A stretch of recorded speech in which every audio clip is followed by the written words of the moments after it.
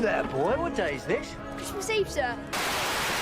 Hanukkah is the festival of lights. One day of presents, hell no, we get the 8 crazy nights.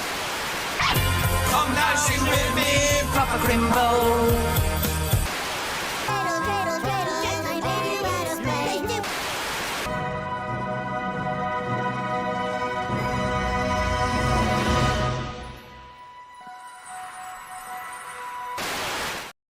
Yes, indeed, ladies and yes, indeed. I couldn't hold out any longer, right? I've just been gagging to get into Christmas. She cried. And I'm not talking about, what's the name of the character from that Bond movie? The World Is Not Enough. Dr. Christmas Jones, was it? Played by Denise Richards. Right, super duper hot, right? Super duper hot. Let me see if I can pull up that clip. We'll start off with a bit of a Bond clip. You don't get that often. Which ties into Christmas, right? It does tie into Christmas. Oh, come on. It's like I just updated my Mac. And, there you go. Now, all the peripheral drives that take forever to load up. Anyway, where was it? I'm in the wrong drive anyway. Where is it? I go to... I think it's over here, isn't it? I don't know. I got too many of these. Oh, here we go. Doink. And 007. And it was, I'm pretty sure, Not Die Another Day. World Is Not Enough. I wonder if it's going to play. Let's see if it'll play. Right. So we have the ending. How long is this bit? Yeah, about a minute or so. I mean, it's such a great traditional Bond ending. Where is it? There, they save the world, blah, blah, blah. Yeah, so this is Pierce Brosnan. And Pierce Brosnan was such a great Bond, right? Right? And Denise Richards, I don't know. I kind of liked her as a nuclear physicist. No. So isn't it time you unwrapped your present? Oh, God. These things just sound good to me. Oh, I think so.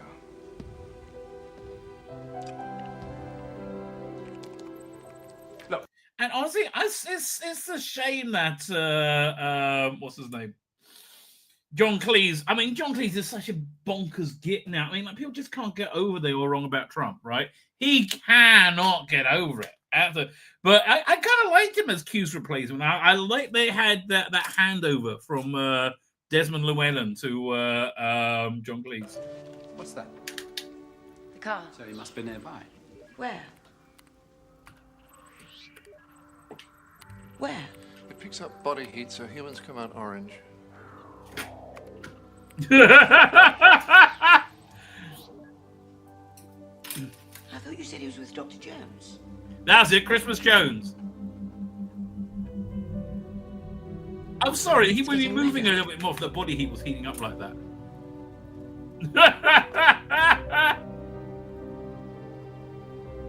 007. Why are they always surprised that he's shagging a bird at the end? I mean, like, that's what he does. Must be a premature form of the Millennium Bug. This is 1999. Oh, yeah, this is it. Great line. I was wrong about you. Yeah? How so? I thought Christmas only comes once a year.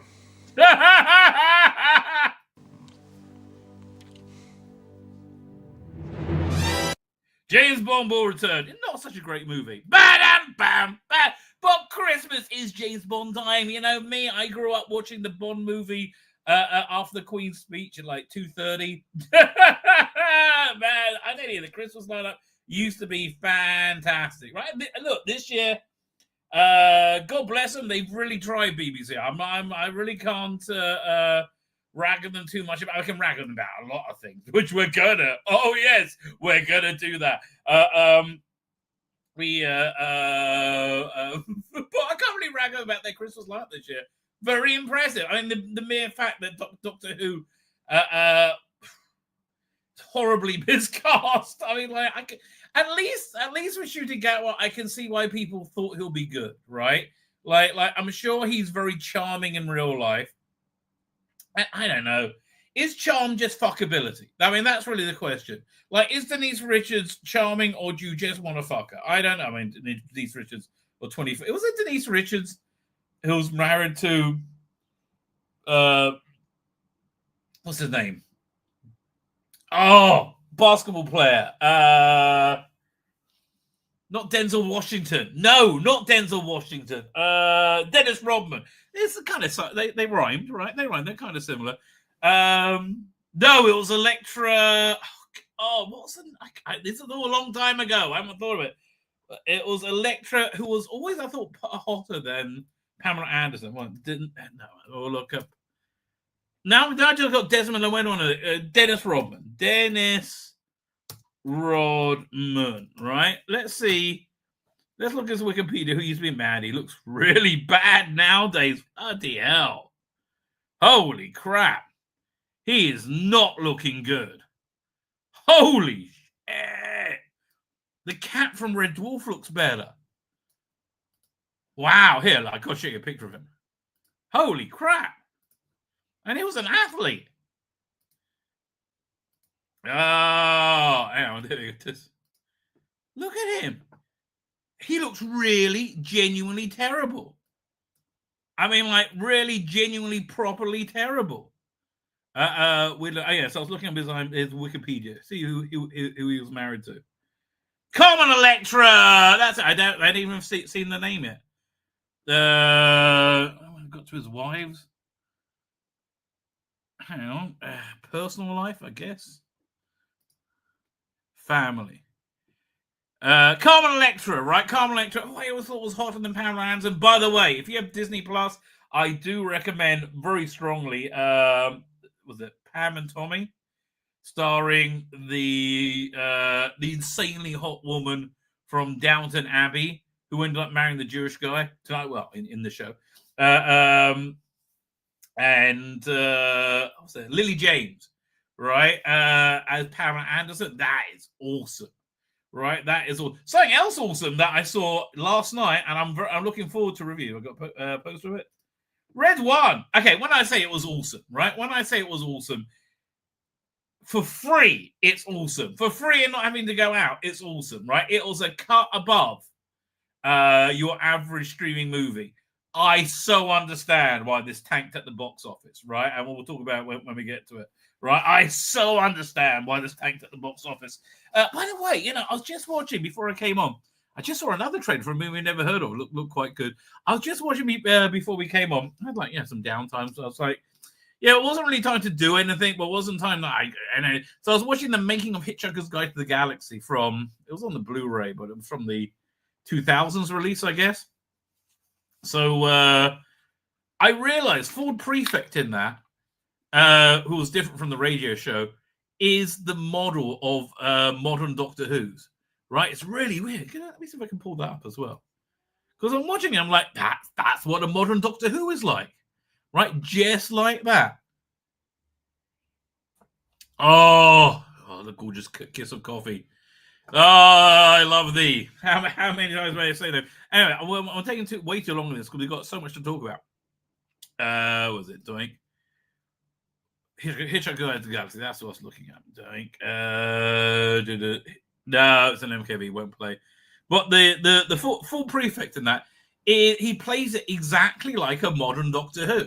It's really, and you can see how much it's moved on and changed. Right? It's all I have to say. Doctor Who's from about that time. No, Sylvester McCoy, which was about 8 years later. Right? Sylvester McCoy's best moments were written on the back of cigarette packets. Right, his final speech here. There's worlds from Survival. Actually, no, this one I believe was written because they were running short. Right, which I think is very definitive for his Doctor. Let me just pull up this clip.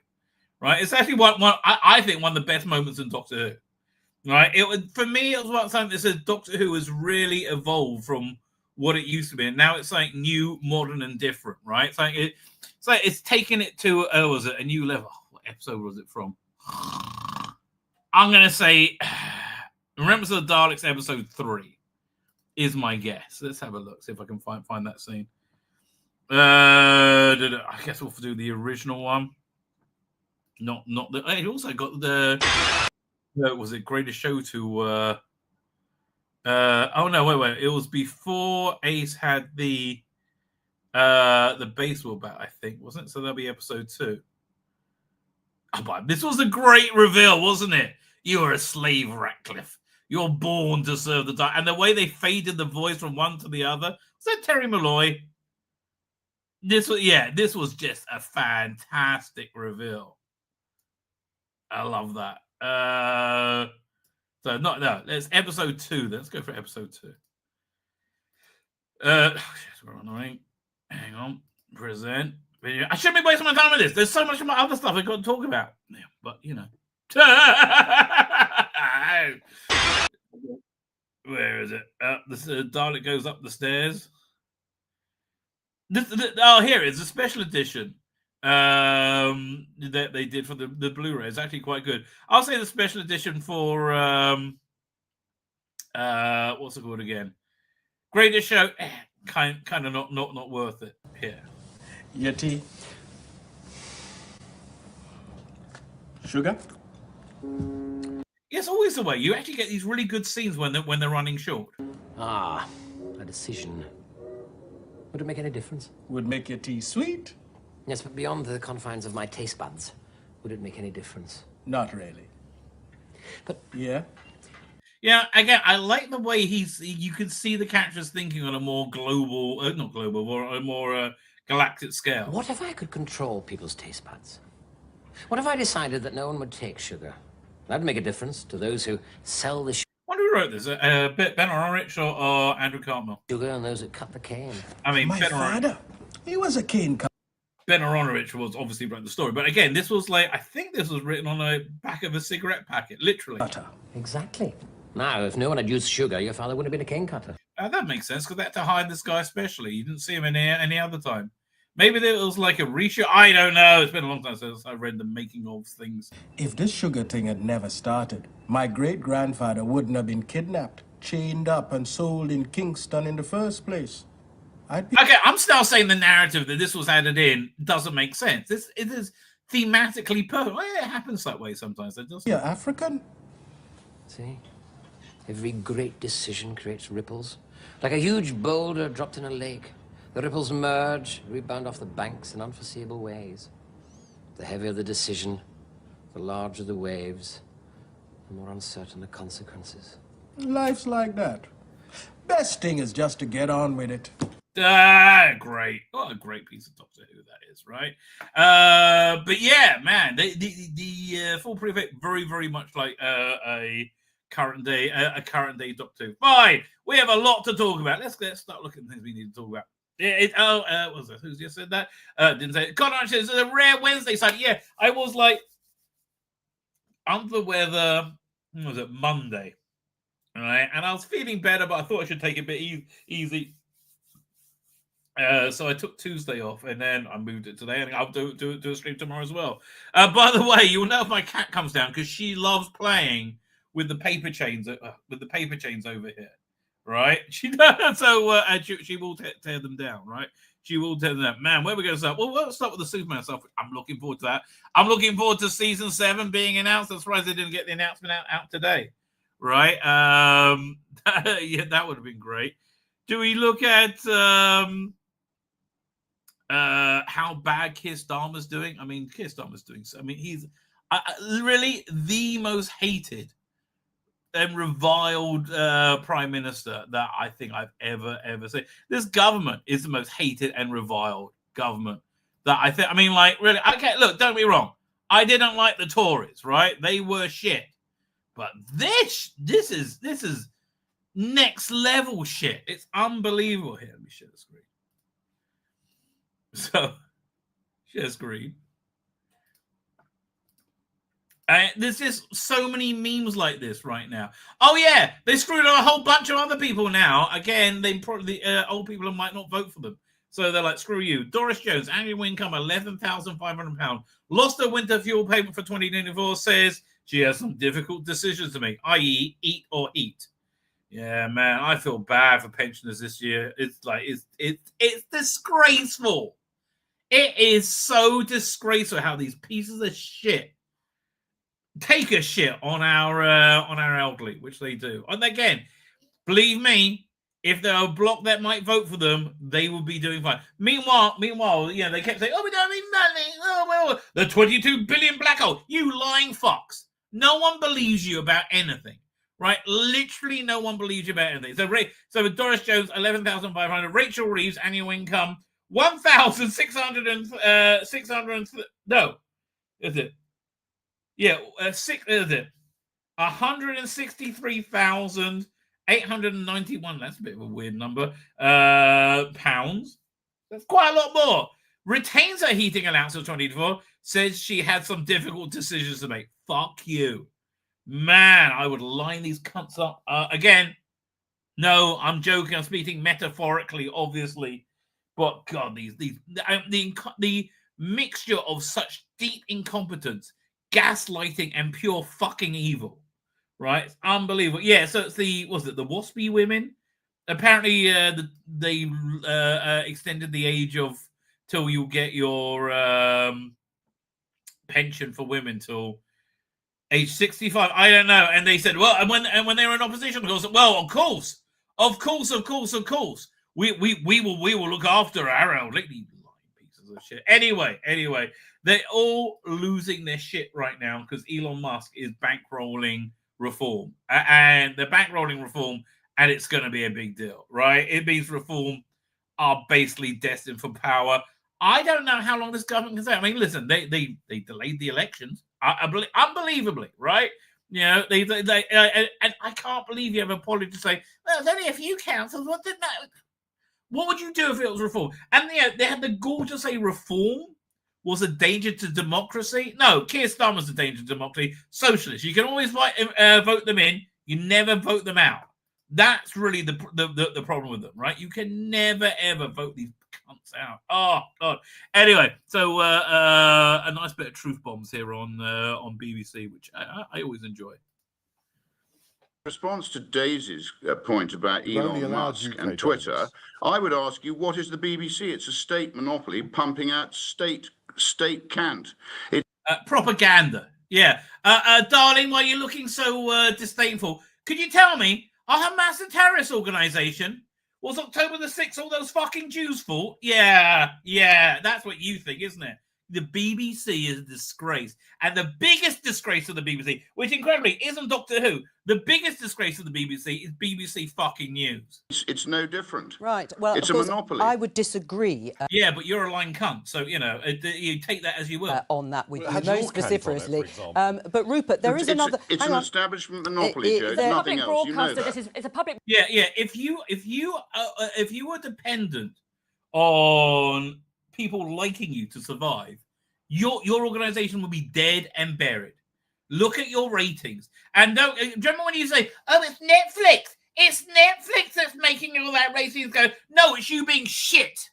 Right? They've made all the ratings go down. Broadcaster, this is regulated by Ofcom. That's a very... Oh, Ofcom. Oh, yeah. Yes, absolutely. They're not sucking Starmer's dick, are they? Right? I mean, why do you think anybody believes any of you anymore? Any of your institutions? You're all like, I mean, look, the drone thing in America turned out to be nothing, right? But when you have them coming out saying, when you have the government in America coming out and saying, oh, it's nothing at all, we don't know anything, it's fine, don't worry about it. Obviously, you're not going to believe them, right? Same with you guys. Why would we believe you? Different from having social media platforms. Yes. We're on it now, Rupert. What a regulator Ofcom is, Daisy. What a regulator they are, eh? Yeah. A little bit politically biased, maybe, you think? How many times have you been on the programme in recent weeks, Rupert? In which programme? Your programme? Yes. I appeared on your programme the other day live. How many times have you been on this programme, on your programme, where you control the content and the direction that you're going in? Oh, that was all of them, right? That you let somebody on so you can shut him up and prove how right you are doesn't mean you have a level playing field. Again, look at the question time audience. If the question time, I would love to see the question time audience who asked who here was pro Brexit, right? Nobody's going to put their hand up because they're all BBC stooges. You've chosen to put me on Zoom this week, which is fine. You've been on at least twice, so I don't think you can say you've been on. Can I just get back to the point about That's not the point. your It's still a monopoly, association? Joe. Hang on. Yeah, that you let him on your monopoly doesn't really prove your point, right? Yes, exactly. Where we up to? But then this song got released, and again, the BBC's response is hilarious, but this song's also funny. What's it? Well, there's no music to it. Okay, this is a. Well, that was weird. 1 second. Let me re-download that. That's really annoying. Keir Starmer Christmas song, I believe it is. Is this it? It just annoys the hell out of me. Okay, download. Let's see if it's going to download this time. Okay. If not, I'll look for it on Twitter. Let's see if this will play. Because the song is actually really funny.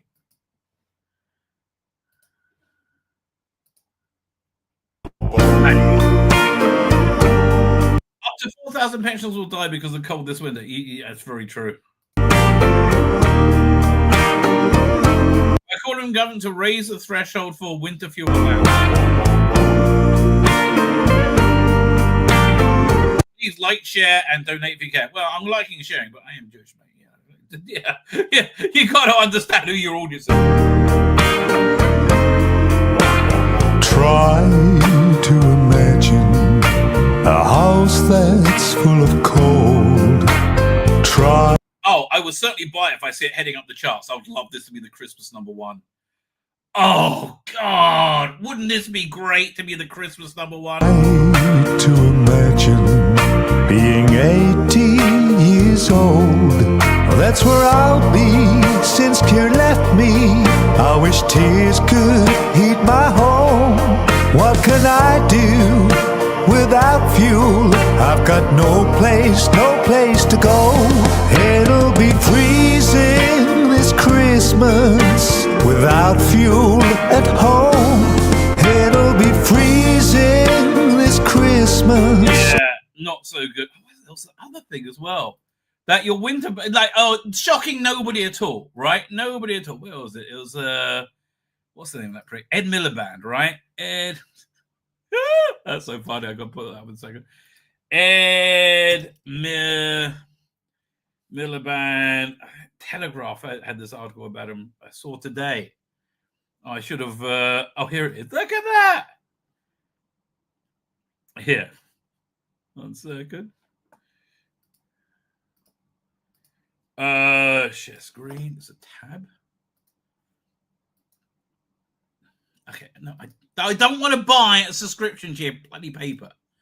Yeah, again, newspaper websites charge me for the day. Okay, charge me £1 for the day, and we're fine. Bill payers face a £520 hit to fund Ed Miliband's unproven carbon capture schemes. Like he said, oh no, all your bills are going to come down £300. No, they're going up $520. How's it been expected to cover the majority of the $22 billion costs in clean energy projects? What? That's so strange. It's the same number as a black hole that doesn't fucking exist, and you lie for your fucking teeth about relentlessly. Anyway, you want to tell me the BBC isn't a state broadcaster pumping out state state propaganda? Breaking: the BBC refused to broadcast anti-Starmer Christmas song "Freezing This Christmas" in an attempt to stop becoming the Christmas #1 single. The BBC would hate to see Starmer embarrassed on this scale. Oh, God. Can we make it the Christmas #1? I mean, they'll lie or do something, but can we make this the Christmas #1? If I see it heading up the charts, I will totally buy it. I will totally buy it. Meanwhile, on the other side of the channel, things are markedly better. Things are markedly better in a lot of ways. And everyone's doing really quite well, and it's quite happy. Where to start? We'll start with Trump unveiled a new haircut today, which I think is weird.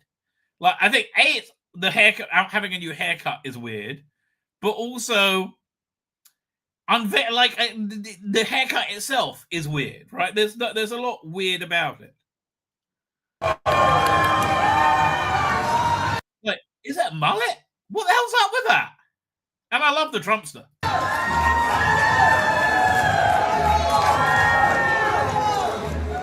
Hold on, put the hat back on, mate. Put the hat back on. Everybody having a good time? Good time? Is everybody a Republican? I tell you. I think happy days are on the way, right? I think happy days are on the way for America.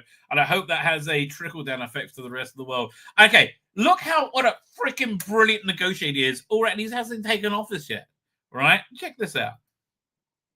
We were discussing, and President Trump said, Massa, double the... So he's just like $100 million contract to America for something, I don't know. Now it's not enough. Maybe, go for more, right? That's what I'm going to ask him right now. Would you make it $200 billion on said contract? He can actually, believe it or not, he can actually afford to do that if he wants to.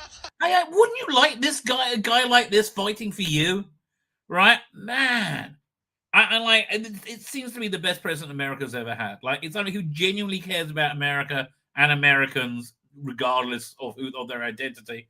And just pushes and pushes and pushes to get the best for America. Good for him. Would you do that? Well, my promise is 100, but, he's now asking to do more. I think, with your leadership, my partnership with you, with your support, I will try to make it happen. Okay, that's good. All right. 200. He'll make it happen. he just took off now for an extra $100 million. And everybody's smiling. 200 billion investment. Oh, man. Can Trump just go, look, can England just become a colony of America? Because honestly, at this point, it's for the best. I mean, even with that bad haircut. And man, that is a bad haircut. Donald, mate. Donald, it looks like it went wrong. Right? And it's like a joke. But I don't know what you're doing, darling. Get your hair back.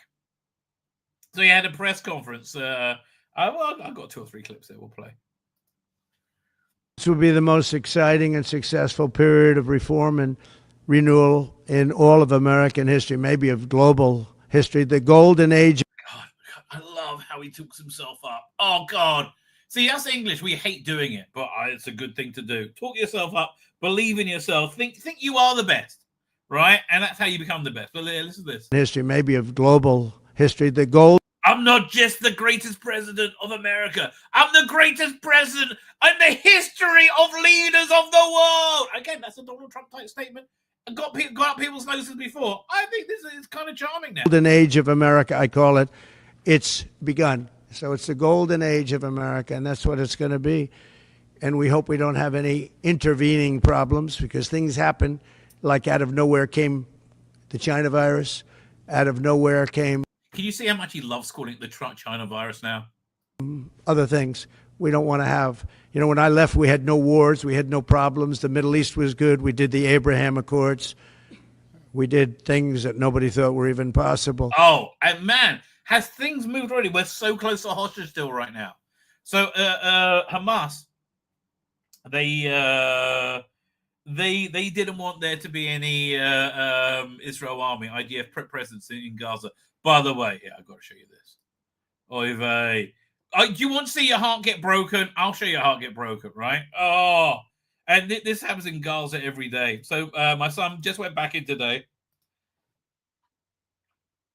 Here we go. There he is. I don't even know what his rank is. He's called the grandfather of the group, right? Because he's been in the longest, right? So he's in Gaza, right? And he sends this one that family WhatsApp. Oh, look at this little puppy he's found. Oh, God. Can somebody look after this dog? It's such a lovely looking dog. It's like, well, it's gorgeous, right? And so he asked if we could bring him home. So, well, I can't bring him here. I already got too many pets. My daughter wants a dog. But it's a lot of work, right, having a dog. Oh, man, but look at that. Oh, Oh, you're breaking my heart, mate. You're breaking my heart. I want to see the war over just so that dog gets a nice home, which will probably be outside of Gaza. I would have thought. But yeah, look. I mean, they dropped the demand for that now. They'll probably have to give back a ton of terrorists, right? For how many 60 people left alive, right? I don't know. I think they should say 1-to-1. Right, 1-to-1, because otherwise they're going to say we're racist, right? It's it's so close to happening now. Oh, but not only that, Saudi Arabia, they're one of the obstacles for normalizing relations with Israel, which they nearly did during Trump's reign. I think they're going to in the next 4 years. Is there to be a Palestinian state? They dropped that demand because it's not going to happen, right? It's not. I mean, look, you don't really realize how much the Iranian proxy world has been devastated by Israel over the past year and a few months, right? I mean, Hezbollah, and they just blew up their underground bunker today, I think, was it? Amid truce, IDF destroys underground Hezbollah command center used to direct attacks. That's good. So apparently, Hamas are worried that when they give back the hostages, the army is just going to carry on and kill them all. That sounds good. But I think they are over a barrel. They have no idea what to do. They have no money. They have no supplies. Right? All they got is the hostages. And if the IDF gets close to them, they shoot them in the back of the head. Fucks. Fucking evil fucks. Right? I would love to double cross all of them. Oh God, they disgust me. Anyway. So what's going to happen if there's anybody is a block to the Trump agenda? It will be this. Senators who oppose your nominees, your cabinet nominees, should they be primaried? If they are unreasonable, I'll give you a different answer. Have you noticed that everybody's saying no, they're not going to primary, they're not going to support anyone? All that's totally dried up now, right? They're all like terrified to say anything along those lines. Because they know their career is going to be over, right? They know which way their bread is buttered. Which, okay. That you'll be shocked to hear. If they're unreasonable, if they're opposing somebody for political reasons or stupid reasons, Again, don't you love it? The president would just say that's stupid. I would say it has nothing to do with me. I would say they probably would be primary, but. They probably would lose everything and live on the street like a dog. If they're reasonable, fair, and really disagree with something or somebody, I can see that happening. But I do believe that if they're I think we have great people. I think we have a great group of people. Pam and none of them are from the swamp. Oh, excellent! It's been unbelievably received. You take a look, Pam Bondi. So many have been just unbelievably received. I think Pete Hegseth is making tremendous strides over the last week. He's going to be great. Look, he went to Princeton. He went to Harvard. He was a great student. Yeah, he seems to totally have won that winning the momentum there. But he really was, from the first day I met him, all he wanted to talk about was military. He's just a military guy. I think it's a natural. This was my idea. And Pete Hegseth gave up a lot. Again, I don't mind the lack of humility. It doesn't bother me at all. I think that you should be proud of the things you've done well. So yeah, the drones turned out. It's got a thing about him talking about drones, but let's see what he has to say. But it turned out to be nothing. Something strange is going on. For some reason, they don't want to tell the people, and they should, because the people are really. I mean, they happen to be over Bedminster. So these drones apparently this was. Like all the paperwork was filed months ago. It's some military development thing, and it's not a big deal at all. Which is kind of here's the thing: Christmas is on Wednesday, right? New Year's is on Wednesday, so essentially we get 2 weeks off, right? And people are just checked out. Everyone's just checked out until the holidays at this point, right? They're very close to Bedminster. I think maybe I won't spend the weekend in Bedminster. I've decided to cancel my trip. Have you received an intelligence briefing on the drones? I don't want to comment on that. Have you been getting regular? Two quick questions. First, on vaccines, do you want RFK Jr. to revoke any vaccines? No, I want him to come back with a report as to what he thinks. We're going to find out a lot. We're doing two things. We're going to have tremendous cost savings will come out of this. That's a minimum. And we're also going to have, and I think, very serious discussions about certain things, whether it's pesticides, on, you know. And RFK, again, anybody gets painted as, an evil radical or whatever, I tend not to be. I've had this ongoing argument with, not argument, because I really like him, but ongoing disagreement with a neighbor of mine who really thinks Tucker Carlson doesn't like Jews, right? And I like Tucker Carlson a lot, so I don't want to think that. But he recently had somebody on. Let me see who was on. And he's done this more than once, right? He's not like Piers Morgan will have like vehement anti-Semites on, mostly Jewish, often Jewish, right? Vehement anti-Semites on, and also like very pro-Israel voices on as well. And you get a battle. Carlson has only had vehement anti-Semites on, right? That's the only people he's had on thus far. Jeffrey Sachs, oh God, what a piece of shit this guy is. And again, just throwing out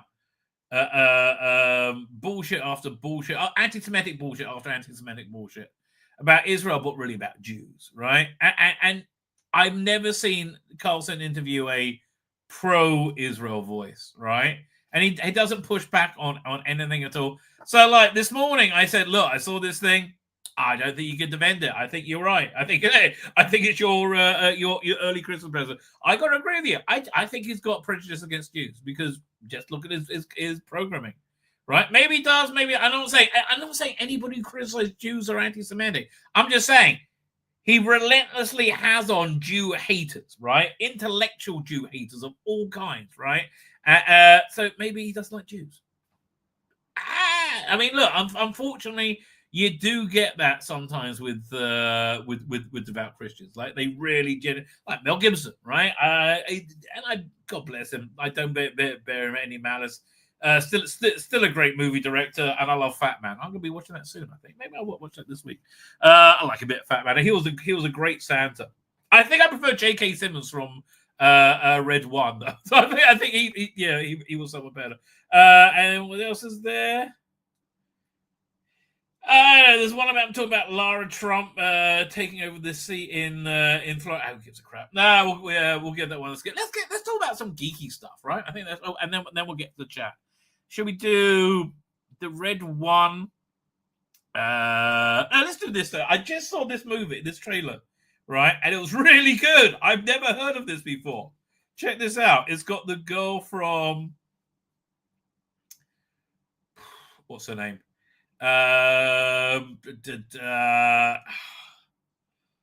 Not the Addams Family. The Addams Family with just Wednesday, right? That whatever her name is, right? Who's reasonably hot. General Ortega. Ridley, are you okay? But it's also got a ton of other casts in it I like. Richard E. Grant, Dame But One. It kind of felt like it was showing me something. I get this feeling I don't think we're supposed to be here.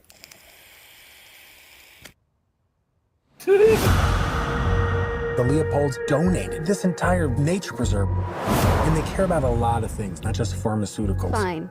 Also, wasn't it? I like him as well. I used to like him. Hey, he's still pretty good. Go sit there and smile.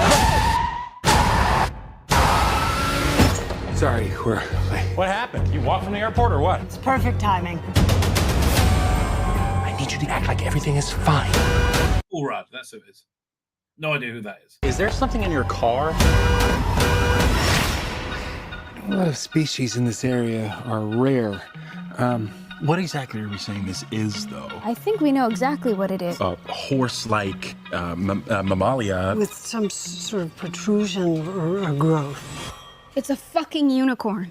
I don't think I should be in swim shorts for this moment. I don't think that we're supposed to have this.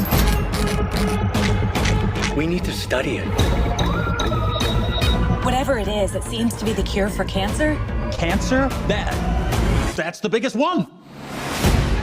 An opportunity for greatness, for immortality. I've never been so alive.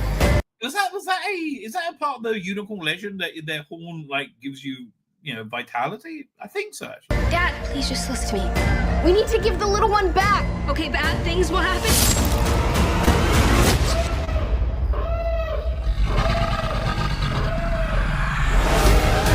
There are two of them?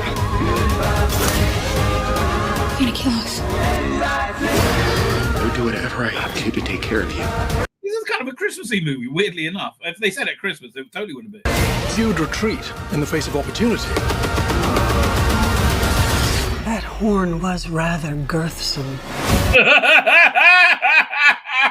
I like Richard E. Grant is like a major actor. I saw Richard E. Grant describe himself as he's reached the condiment stage of his career, where they call him in to like put a dash of Richard E. Grant on something to make it taste better. This spring, I guess.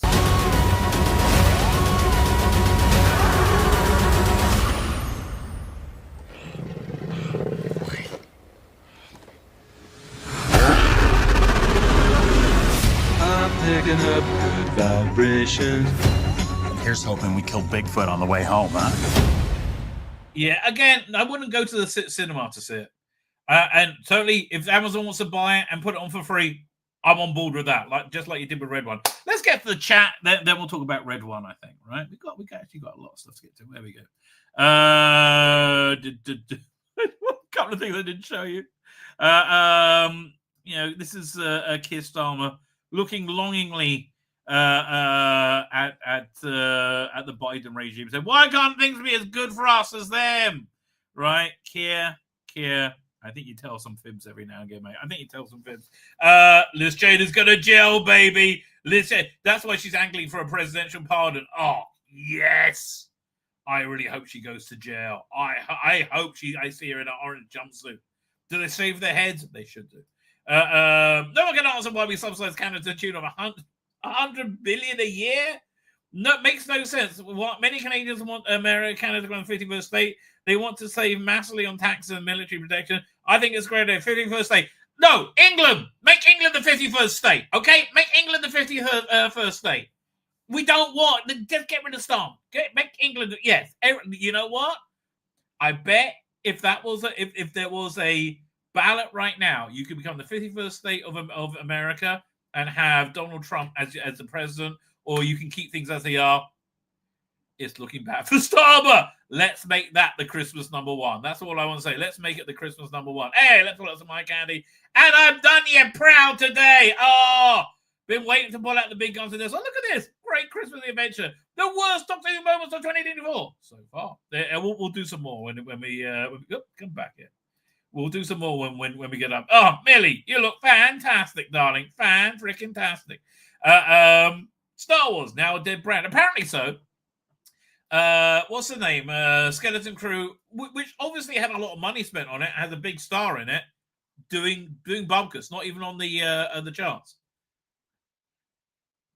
Doctor Who's 1970s season 7 comes to Blu-ray. Yes, they're announcing it tomorrow. Also tomorrow, the Superman trailer. We're going to look at the teaser for the Superman teaser trailer. We're going to look at the teaser for the Superman teaser trailer.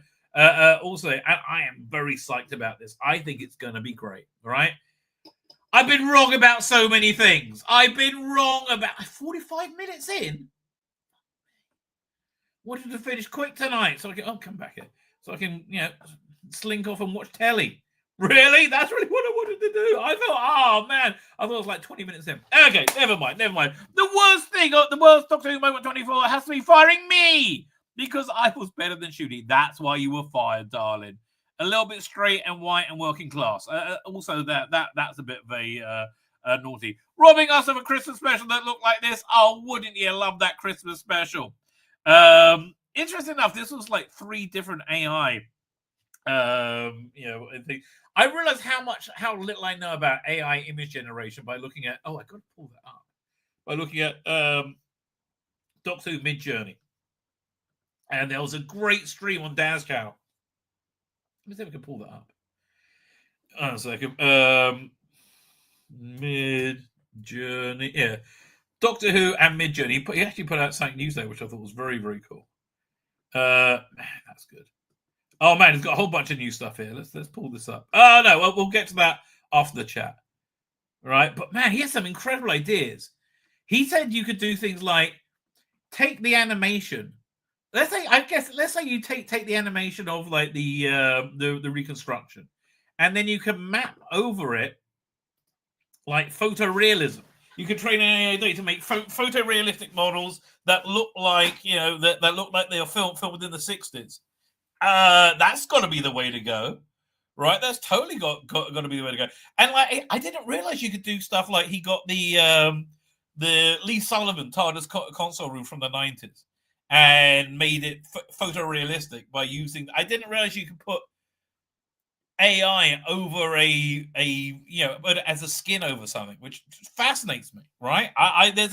That's the way to do reconstructions. I think that's probably going to be the cheapest way to take the reconstructions that have been done already and use them as a base to do photorealistic reconstructions. Anyway, let's get started. Conan here. I almost forgot we were in for a rare Wednesday Rabbi side. It is rare. Like the greatest spotted thrill sucker. It's rare. Yeah, again, it's normally because I'm sick, right? Next week I'm on because Doctor Who, right? What? Am I going to be on Tuesday as well? Probably not. I'm going to do Monday, Wednesday, Thursday. So I don't know. We'll work it out as we go. Darren Evans, how you doing, Darren? Thank you for joining us. OT Starters, how you doing, OT Starters? Nina Dobrev or Logan Browning? I don't know who either of those people are. Now, again, it's got. I mean, it's got to make me go. Man, I saw a porn star who was just gorgeous. I mean, like, looked like genuinely classy. I wish I could remember her name. Where did I see it? I can't remember. I can't remember. But it looked like what a movie star should look like. She looked like what a movie star should look like, right? So who are we looking at? Christmas Jones. I've lost. D. Nina. Yeah. Nina. No, Dobrov comes right up. Canadian actress. That's a hard no. Who is she? What's she been in? I mean, let me share the screen. I'm not like saying, oh God, no, but I mean, wrong button. Hang on. But I am like, I don't know. Not so much. Vampire Diaries is what she's been in, apparently. I mean, again, she looks attractive, but she also looks, kind of ordinary. Yeah, not doing anything for me at all, right? I mean, yeah, genuinely not. Oh, man. I wish I could remember the name of that porn star. Because it's one of those porn stars where you go, that cannot be a porn star, right? No way. We're like, why she is beyond me. I mean, I guess it's, money's money, baby. And then we got Logan Browning again. Not really. Yeah, she's a bit not really doing much for me. Not my type. I like how Terrence Dicks described the Terrence Dicks in the novel Time We're in. Which one was it? Exodus, I think. A doctor played a Nazi, and he said he liked his woman big, blonde, and bouncy. Blonde, I'm not so in love with, but tied to. But big, and bouncy. Yeah, absolutely. Okay. What turns me on? I'll show you exactly what turns me on. And it's good. I mean, like, if you look at my thumbnails, it's really no surprise. That. Okay, yes, very hot. Millie Gibson turns me on. Absolutely. Fine. So again, D striking out there. I'm afraid. I feel bad for Nina Dobrov and Logan Browning. Sorry, darlings, I can't do anything for you. The hat is back. I couldn't resist. I was trying to hold out to the weekend. I couldn't do it anymore. Again, I must be the Orthodox Jew that loves Christmas the most in the whole world. And I do, because Christmas, awesome. right? There's nothing not awesome about Christmas. It's really great, right? It's always really great. I wonder what we say under the weather for being unwell. I think it's because people get sick because of the weather, essentially, right? Aren't we technically always under weather? Yes, but under bad weather. It was an English thing. Mr. Soderendis. Soderendis, how you doing? Yes, it's shooting Quara. Oh, Ecky Thump. Sadly, that's true. Conrad just says they apparently want to delay local elections. Yes, because they're redrawing the map. They want to delay it till 2027. And you'll fucking lose then too. Little cunts. Oh, God. They're just cunts. I mean, really, I think that's the only way you can really describe them. They are just, I mean, they've made the Tories look good forever, right? And the Tories are cunts too. Giving you a Hitchhiker's comment earlier, are the Labour government in the serious side of it? No, because you got there, they were incompetent and not evil. They are much more like the Vogans, right? Much more like the Vogans, but less Vogans, but far less efficient, right? Started when GBUs now. Patrick Chris is a definite watch. I do like that. It's very good. LD Lang, let's add happy music. Well, you know, I honestly think Keir Starmer was like, fuck yes. Not one of these rickly old fucks of God. Yes. Petey Richards here. It's Wednesday. Hey there, happy Wednesday. And also, yeah, I know. Again, I wasn't on yesterday. So I'm on now, right? Does well or dolphin meat trigger gout? I don't know. That is Paul Rudd, right? I don't know. It's Sid from Toy Story. Oh, you're right. I didn't notice that at all. You're right. Starting to crack. Well, can he just crack totally already? Rabbi, if I put a timer on your political, if I were you, I'll put a timer on my political rants. I can't put a timer on any of my rants. Christmas is time to watch 11 Doctor specials. I don't know. You only really had one knock it out the park one.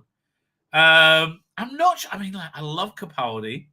I'm not sure how I feel about the Husbands of River song, because I'm not sure how I feel about the Doctor being married, right? And having sex, right? Like, honestly, that's really where I am. I'm a bit skittish about the Doctor having a sex life, right? I think it's generally a bad idea, right? I think it's generally speaking a bad idea. What I think is a good idea is James Gunn's new Superman. We're getting the trailer tomorrow. So that's going to be freaking awesome, right? That's going to be absolute. So we've seen a bunch of stuff from it so far. Here we go. So first, and we saw he released the poster, and then we got this motion poster where you got like a hint of the of the music for it. Downloads. There you go. Superman motion poster. I do like this. Okay, so I just love the optimism of this, right? And they got like different colors without having to do the rainbow, which Star Trek can't control themselves, right? Look up. Oh man, no one's wanted to look up for the last 4 years, last 8 years in America, 10 years. I don't know how long it's been. It's been so long since the that's the 12th. I know. So long since there's been any optimism, right? This is why I'm very psyched for this.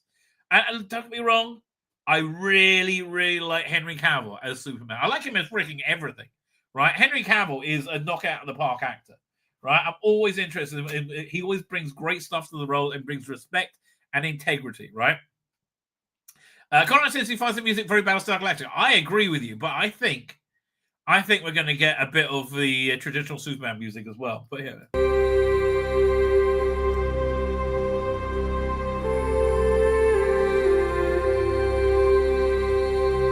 Like if they put in if they put over there, dan, dan, dan, dan, dan, dan, dan, I mean that's Superman, mate. I mean I think. You know, that seems to be the vibe they're going for, the very Christopher Reeve vibe. Oh, I was saying, yeah, I like Henry Cavill. I think he was a great Superman. This is a very different direction. I would have loved to have seen the not the Who was it? The Zack Snyder Superman DC universe fulfilled. I would have loved to have seen that. I would love to see his next two Justice League movies. Right? I would love to have seen that. I think they would have been genuinely good, and that they're not making them as an animated feature is bizarre beyond bizarre to me. James Gunn finds the filth colony. Oh, I don't know what that is. Sounds kind of fun.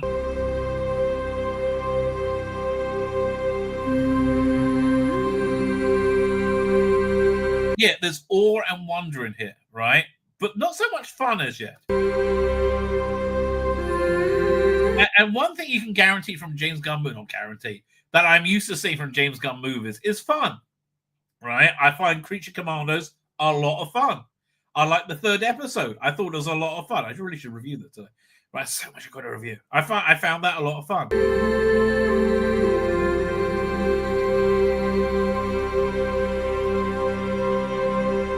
It just kind of drones on like this for a bit. Ah!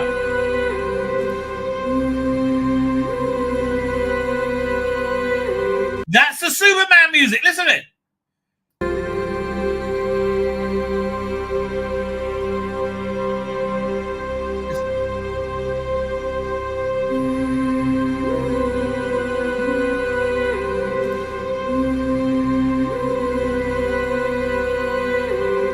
Okay, this is the first time I heard that because I haven't listened all the way through it. That makes me excited.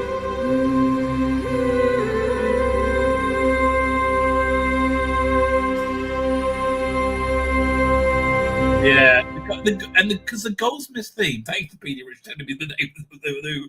I thought James Horner. The Goldsmith theme is so endemic as part of Superman, right? It's so part of what Superman is, and I understand it's not from the original comic. John Williams' theme is Superman. Okay. So, whoever it is, right? We love it. And so then today, James Gunn put out this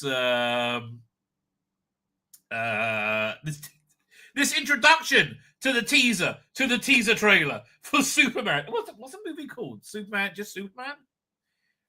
I think it's just called Superman. So here it is. James Gunn here, and as you may have heard, I've been working on a Superman film. This project is so much more than just another movie to me. It's a story about humanity, about what it means to be a hero in a world that doesn't always make it easy to be one. I can't wait. That's perfect. That's a perfect understanding of Superman, right? And listen, I understand many people checked out Creature Commandos straight away because they had right-wing Antifa. It's really weird. They said they were right-wing extremists, but they all look like Antifa, right? So look, James, bless him, he lives in Hollywood. He's got these weird notions about what people are like, which just to fits into his personal prejudices, right? But I would say. His instincts as a storyteller, as a filmmaker, has never let me down. Has never produced something I found unwatchable. In fact, everything he's done that I've seen, I've liked a lot. For you to see it, the heart, the action, and the incredible performances from David Corenswet, Rachel Brosnahan, Nicholas Hoult. Rachel Brosnahan as Lois Lane is brilliant, right? What brilliant piece of casting. Although I don't know, like I still Margot Kidder in that first movie, right? She was so perfect, right? Don't worry, ma'am, I've got you. You got me. Who's got you? Oh God, let's find that clip because that was real Superman, wasn't it? YouTube. Superman the movie, Lois Lane helicopter scene. That's got to be on YouTube. Oh, okay. Because you got to be able to compare this to the gold standard, and for me, this is the gold standard. The gold standard. And where is it? We got that. I got to grab as well. 1 second. Oh I just love so many things about Superman. Do you remember? I love in the Superman 2 how he flies the American flag, stars and stripes, back on the dome on top of the White House and puts back. Oh God, I love all of that stuff. Hey, let's see what he's got to finish saying. And the entire cast. So set your reminders, tell your friends. You can see the Superman teaser trailer tomorrow. And I'm looking forward to it, right? Genuinely, I'm looking forward to it. But yeah, let's just A-B it for a second. Doing.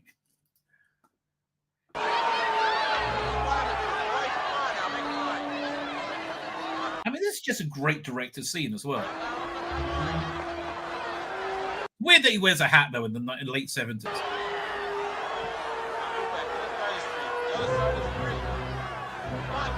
Oh, God, listen to the music. It's so perfect.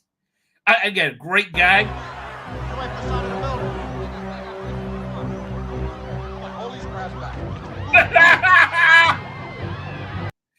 Again, I forgot how much I love this movie. Yeah, she was freaking perfect in this role. And she wasn't so great in the second one. But no, the second one she wasn't bad. She was absolutely perfect.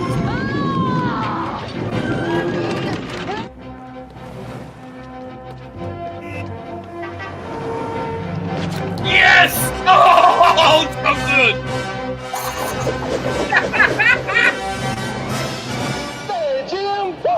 Excuse me. That's a bad outfit. Oh man, of course I can find the clip of what's it called again? He's dead now. Comedians in Superman 3. Not Alan Pryor. I don't even know who Alan Pryor is. I'll look it up. 1 second. I wonder if I can find a clip of him on the Tonight Show talking about Superman. Okay, Breslau, move these people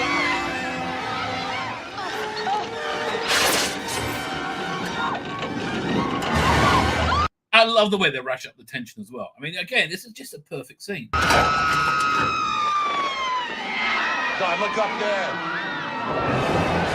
What the hell's that? Easy, miss. I've got you. Oh God, it's so perfect. It really is. It just makes me feel good. You've got me. Who's got you?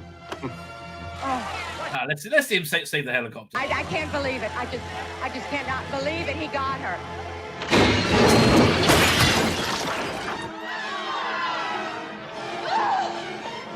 And you know, the lower stakes on it actually make it a lot better. Like the plane rescue in Superman Returns was really, really excellent in a lot of ways, right? But this is so much better an introduction to the character.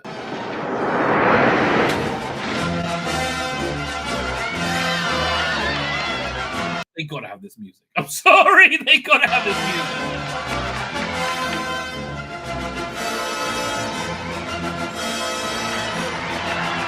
All right, we'll stick around until he tells her flying still safe.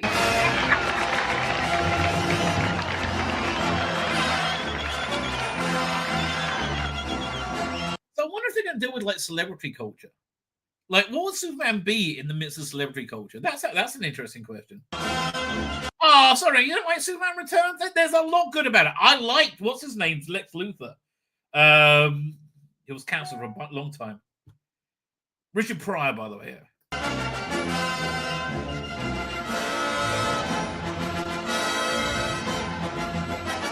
There's a reason why. What was this? 78? How many years ago? It's 88, 98, 2008. This was was it 46 years ago? Right? 40, and it still gives you goose pimples, right? Still the Lex Toucher. He was actually exonerated, I thought.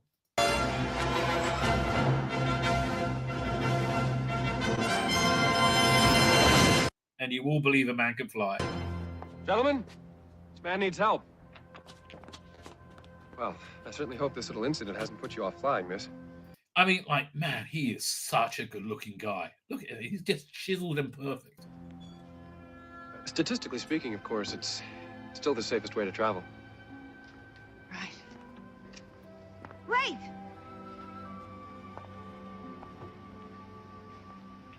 Who are you? A friend. They hadn't done the thing that the S was really, meant the House of L. Or is it Richard Pryor? Let me look at Richard Pryor. Richard Pryor talk show Superman. It was really freaking incredible. And that's what, this is it. You're talking about Superman? Yeah, he just saw, this is like 30 second clip. 1 second. And this is why he was in Superman 3, which may not have been about a good idea. And are you disappointed that wasn't the Bizarro Superman when in the trailer he gets like all the computer stuff put on him, right? I thought that was going to be Bizarro, which really would have worked very well for that series. And then the fourth one they filmed in Milton Keynes. Oh, for goodness sake! Let me try that again. No, like what's the point if the audio doesn't come out? Okay. Yeah, it was on the Tonight Show with Johnny Carson. Okay, let's see if this version works. Still downloading. Really?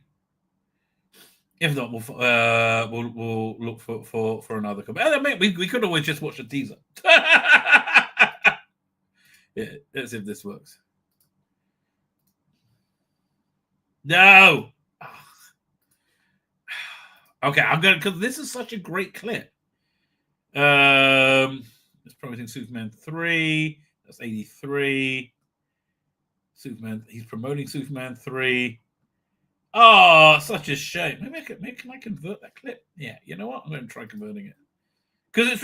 I mean, but that can't be the one, right? That can't be the one because he does this whole thing about basically that whole scene he does where Superman comes flying down and saves everyone, and that was from this Tonight Show, right? Superman 3. No, I can't find it. I got it as an extra on the Blu-ray box set. What's this one? There's one more clip over here. No, that's from 83 as well. So it's promoting. He's promoting Superman 3. So it was better when it went. Okay, I'm going to try. Once it would go. Can I convert it into something that's like usable? Now I've got. Here we go. Go downloads. Let's see what happens there. I'm going to put it to a different folder. Oh, my life is a living hell, ladies and gentlemen. A living hell, I tell you. Convert. If it's 33 seconds, shouldn't take any time at all to convert. We're at 50%, 60, 70, 80, 90, done. So let's see if this works. Video file. And then we'll watch the teaser trailer. The teaser. No, still not bloody working. Screw you. Never mind. Fine. But it's if you ever find that, it's really worth watching. It's genuinely good. Fine. Let's see the teaser to the teaser for Superman. Okay, 1 second. Daily Planet, perfect. And Rachel Brosnahan, is that her name? Perfect as Lois Lane, right? Maybe have her in a skirt, bit of leg. I think that might be a good idea. Anyway, again, you can see this. Look at the typeface. The typeface very much echoes Superman the movie, right? It's like that kind of glowy, like light shining through it.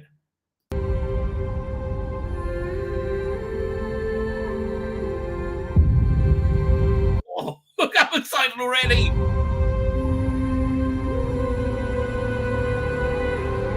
Okay, I love the subtlety they have. They have their original music, but I hope they break out the da da da da da da da at some point. I mean, don't you?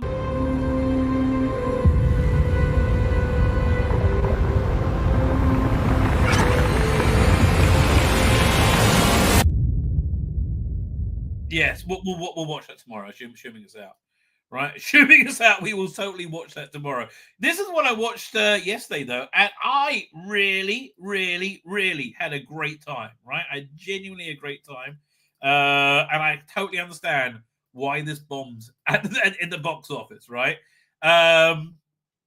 Red One, if you got Amazon Prime, which basically everybody does, I believe. I mean, everyone wants some free shipping. Is available for free. A lot of fun. Now, why did this bomb at the office? At the box office? Because this is a way above average streaming movie. Streaming movies, I think, it's rare you get a really good one, right? It's rare that you get one that's is like really objectively a good, and when you do, they stand out, like, you know, Stranger Things, I think. But when the standalone movie, it's very rare you get a good one. Like Grey Man on Netflix, I think, was a spy thing was it with Chris Evans as well? I think it might have been with Chris Evans. And it was good, it was fun, it was watchable. But it wasn't a great movie, right? It wasn't like a Mission Impossible. So this is way above that quality, right? I would say significantly above that quality, but not of a sufficient quality to get people into the cinemas to watch it. And honestly, the weird thing is it's under budgeted, in my opinion, right? It stars Chris Evans and The Rock, Dwayne The Rock Johnson. And I think they really, I mean, Chris Evans is there because they couldn't get Ryan Reynolds. And who did I think would be the A-lister who would take on the Rock's role? I thought of this earlier. Who would that be?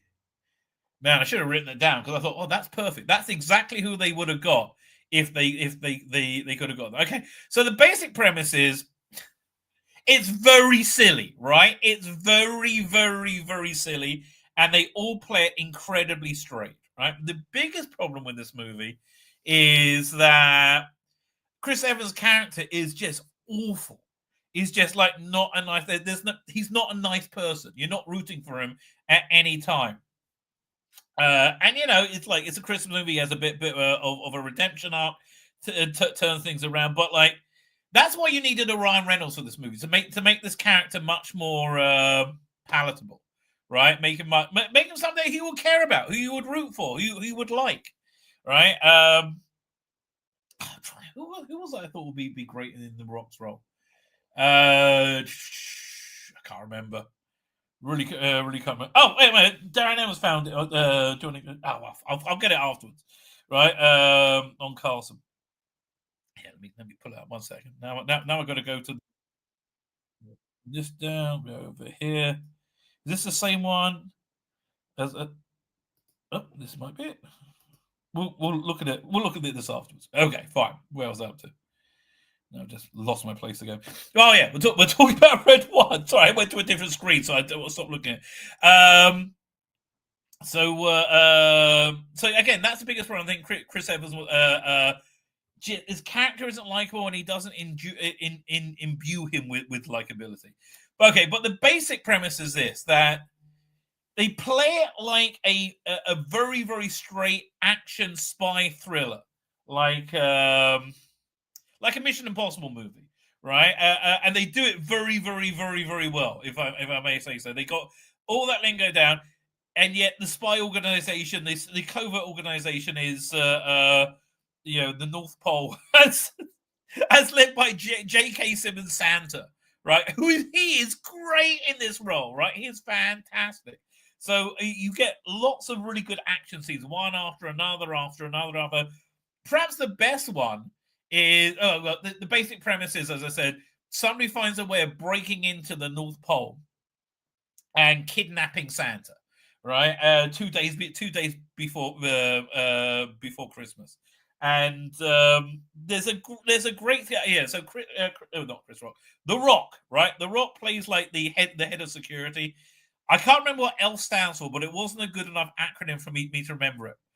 But he plays like the head of security, and he's retiring. He's really done. And the reason he's really done, again, it's a lovely little arc, is because there's too many people on the naughty list. Like, people are just like, he's lost faith in humanity, right? Because again, this year, this is the year that there's more people on the naughty list than the nice list, right? So he's retiring. What's he's going off to do? I don't really know. He's like 800 years old. I don't know what his plan was, but he's retiring, and it's his last day. And then he kind of for some reason, he even picks up the site wrong. And he's like, Wizard Run, right? And it's, again, real perfect spy movie, action adventure, as this is great chase scene to try and save Santa. and obviously he fell because there's no surprises in this movie. Don't go in thinking, well, I'm going to have a new outlook on life. No, there are no surprises in this movie whatsoever.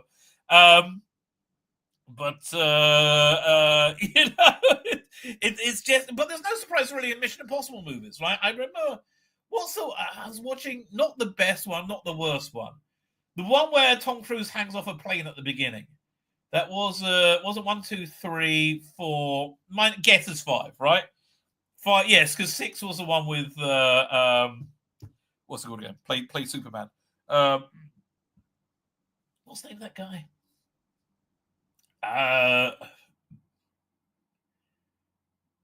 Henry Cavill. Oh God. Yeah, maybe Henry Cavill to replace. It was Ryan Reynolds and Henry Cavill. I could actually see that, right? I could actually see that a little more. So they all play it very straight, very, very serious, and that just makes the comedy so much better. And you laugh at the ridiculousness of it all the way through. There's an emotional plot that basically centers around Chris Evans' character, which fails because he's such an objectionable character. Lucy Liu is like the head of, I don't know, Santa security or like mythical security or something like that. And they find out that the location for Santa's grotto in the North Pole was found by this guy, Chris Evans. And so they go, he's like the best tracker in the world, although he's a complete loser. Again, enforcement, logistics, and fortifications, says Darren M. You are correct. And he has a character arc, but you don't really care about him. J.K. Simmons as Santa is perfect because he's tough, he's real, and he's very, very, very, very loving as well, right? Which I think it really works for Santa. And I think, what's the name? I can't remember her name. Kieran M. Shipka plays the villain called Gryla.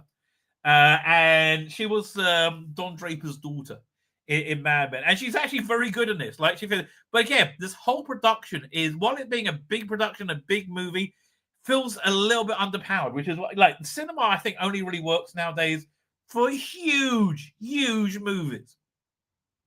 So, and they just didn't have the budget to really pull this off. But so we wouldn't go to the cinema and go, that's a great movie. But as a free movie on Amazon Plus, it's a great evening of entertainment. And I think that's the way it could possibly become a Christmas classic. I hope it does, right? I hope it does because it really deserves it. It's a genuinely fun movie. No, poster. Missing Red One. Yeah, that's his code name. The rain, everything's done well, right? Everything is done very well. The reindeer, the Santa's grotto. Thematically, it's not as stark as something like Fat Man, which I really like, right? It's much more playful than that. Right, Fat Man's a really weird movie. It's a really strange movie. Yeah, listen, big recommend, right? Really, really a big recommend for a fun evening in with a fun movie. Now, it's a shame that ITV didn't buy this, right? This will be the perfect movie for to like be your high spot of Christmas TV, right? This year, because it's like a new movie. Only in theaters November 15th, and not in any theaters by December 15th. But as I said, a ton of fun, right? Genuinely a ton of fun. Fine, speaking of a ton of fun, who was it found it? Who was it found it? Somebody. Darren M, right? Darren M found Richard Pryor. Let's hear him talk about it because it's so cool. This bit. Pictures, what kind? You go see comedies mainly? Oh, I want to see Superman 2. Superman 2? That's what I'm waiting on to see. Really? Yeah. So did you see Superman 1? Sure. Well, this one, remember the people was in the glass? Yeah. Well, he goes and gets them. Yeah. And brings them back to Earth accidentally. And there's 4 Supermans. I didn't know that. Yeah, and 1 Superwoman. Oh, it's going to be good. The previews are great. We sitting in there, yeah, it's Soup! We'll be right back. That's not the clever thing. I'll try and find it on my Blu-ray, and I'll rip for next time. But again, as we round out the Superman section, which we will be talking more about tomorrow, this is always to me going to be the absolute definition of Superman. This clip over here. This country is safe against Superman, thanks to you. No, sir. Don't thank me, Warden. We're all part of the same team. Oh, God, I forgot about that bit. Night.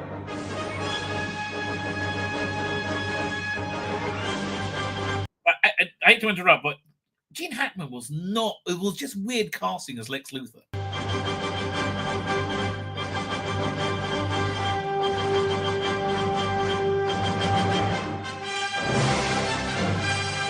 I mean, they don't make movies where they design it for you to smile on the way out. One second. Do we get the stick in a second?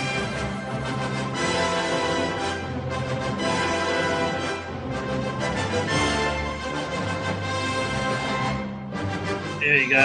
Oh, love it! I'm not a big fan of breaking the fourth wall. I'm really not a big fan of breaking the fourth wall, but that was really well. It was done very, very, very subtly. So yeah, I am big on board for that. Right, big time on board for that. Let me show you what else I'm on board for. These look awesome.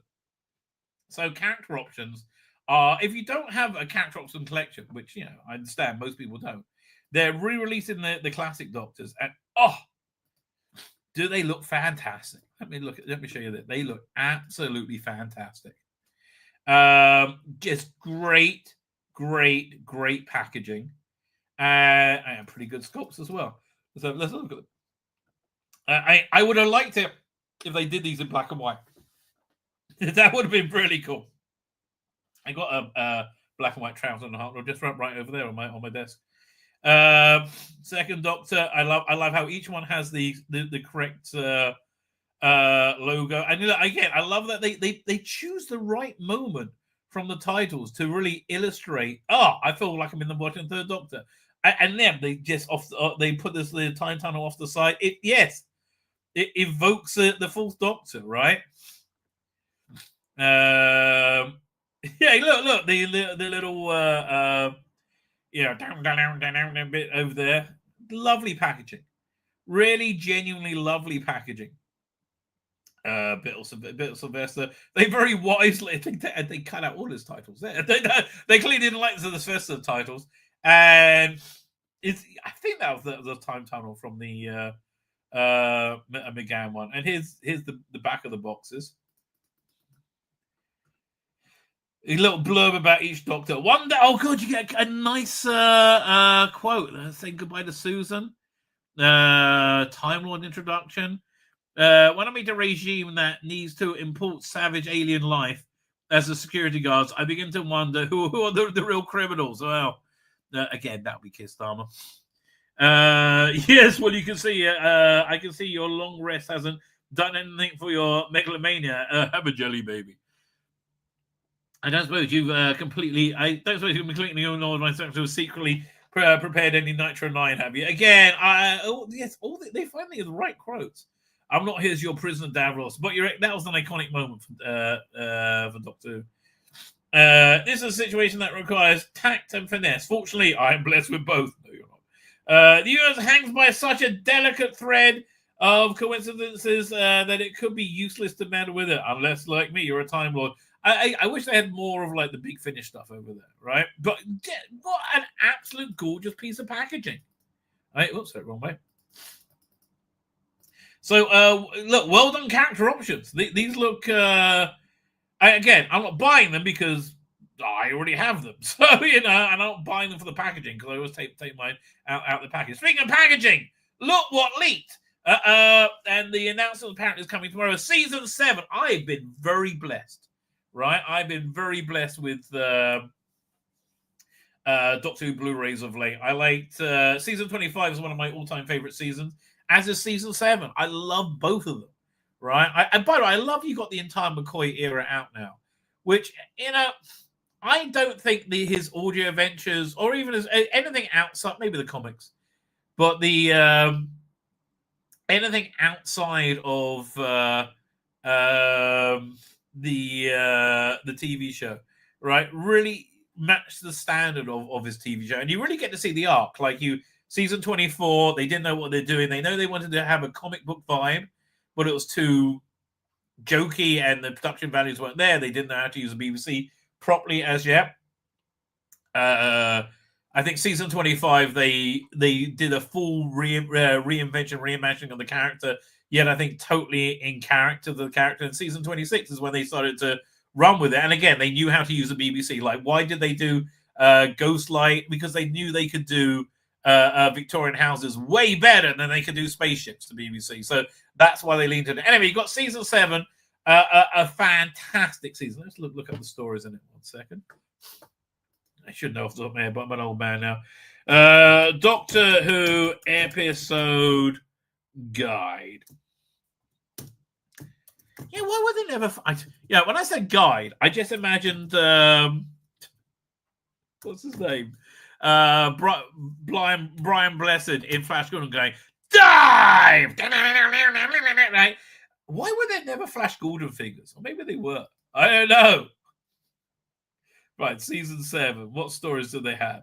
Spear from Space. Now, Spear from Space, I think, is probably the weakest one of the season, but it's such a bold, reinvention. It just like they were sort of finding their feet. Silurians way better. Silurians is like Doctor Who meets Quatermass, which is the vibe they're going to. They definitely made it more kid friendly for season 8 with the introduction of Joe Grant. And the only thing mars the Silurians is the terrible dinosaur. Please, new special effects, right? Ambassador of the Death, again, very Quatermassy story. This is very Derek Sherwin, right?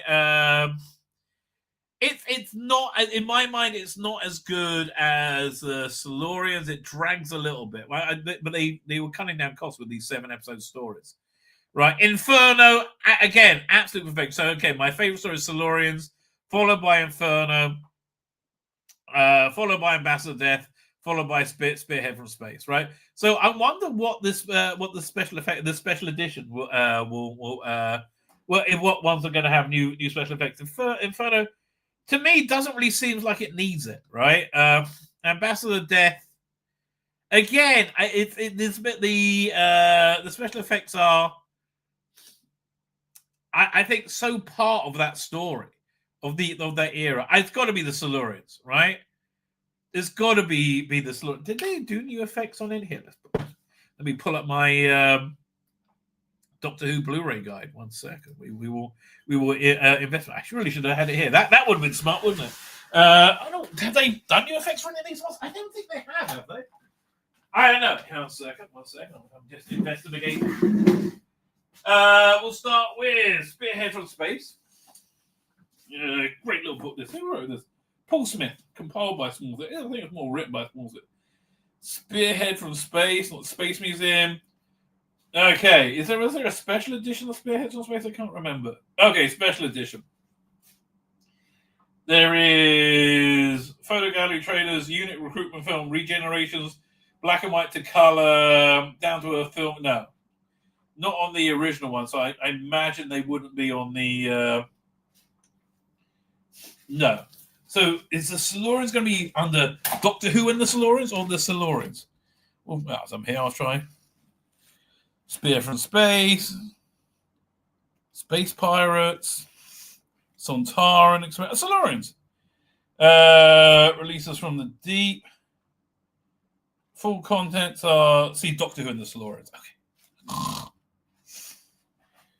Dalek Invasion Earth, no. Day of the Daleks, Deadly Assassin, Delta the Batman. You can't get two stories more different than Delta and the Bannerman and the Doctor and the Silurians, right? They are pretty darn different. So I don't see. No, they can't be. I would remember there being new effects on that, right? Fine. So what's the next one? It is Ambassador Death. Ambassadors. So I'm surprised none of these got the new effects treatment. Android Zatara before that. Android Invasion, Unearthly Child, Ambassadors of Death. It's such a great title. The Ambassadors of Death. I'm an ambassador. Where are you from? Death. I am an ambassador. Okay, fine. Milestone 7. I don't see any new effects there. And Inferno. Again, I don't really see what new effects they could do on Inferno.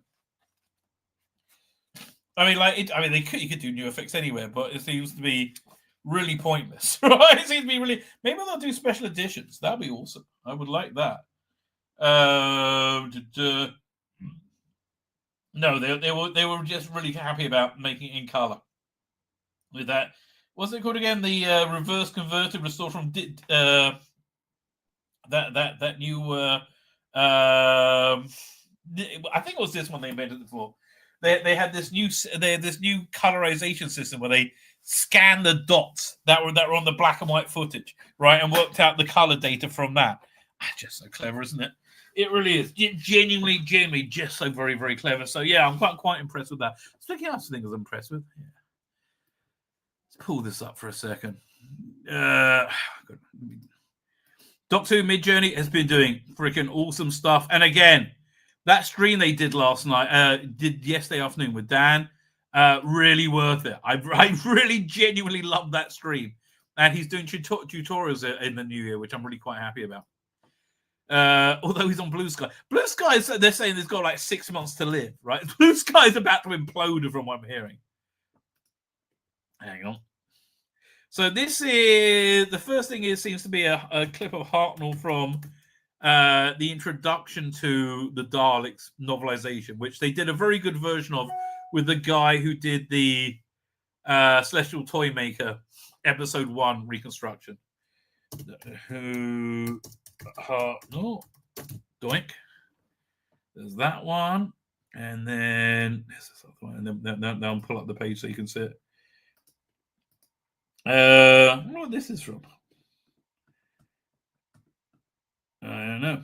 Now, but yeah, I thought the guy doing it was genuinely interesting. And look, why does YouTube work? Why is it working better than anything the BBC can produce? It's because there was so much genuine love and passion, right, coming out of the Doctor Who mid-journey person, right? And also he has a lot of the same taste as me, which certainly helps. So, yeah, so check this out. There we go, video farm. This is the first one, which I don't think is totally successful.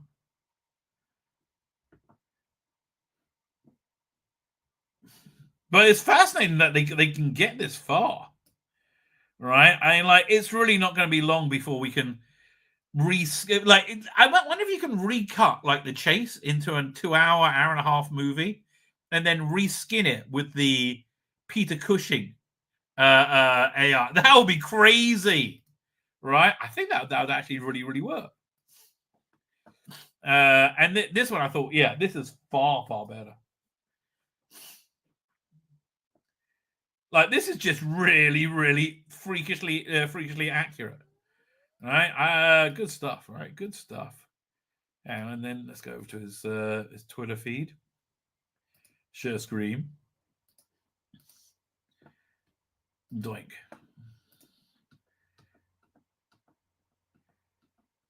Oh yeah, that's the stream, right? It was really. Oh, that's his me enthusing about it. Let's have a look. And it's so exciting seeing new pictures. So here's the thing: we as Doctor Who fans have seen every picture there is to see, right? It's so exciting seeing new pictures.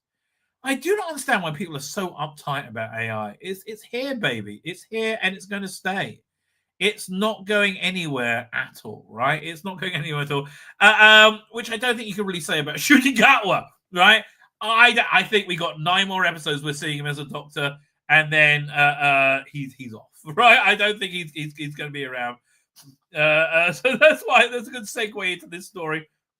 Doctor Who, 10 worst Doctor Who moments of 2024. There's so many to choose from. So disappointing. Right? It was just, I was so on board. Again, the breaking the third. Oh, God. It so doesn't work when he does it, right? It so doesn't work when he does it. Oh, there's a new trailer for Joy to the World. Who cares? What we got? 10, Wasting the Beatles. Yes. And they look nothing like the bloody Beatles, right? Yes. Like you're doing a Doctor Who story of the Beatles and you have them not be the Beatles.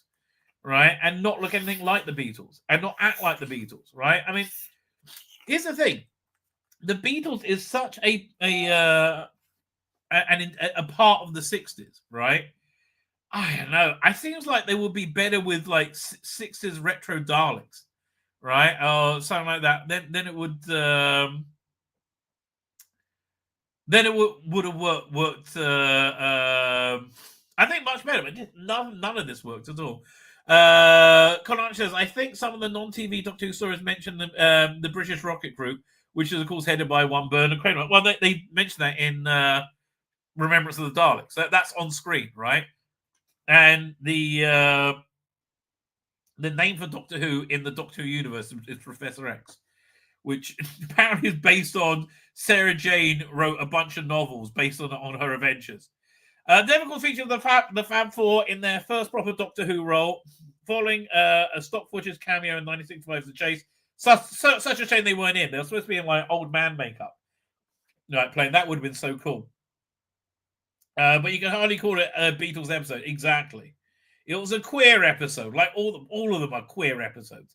The group screen time accounts to mere 10 minutes, with Paul and John getting a slightly bigger role than George and Ringo.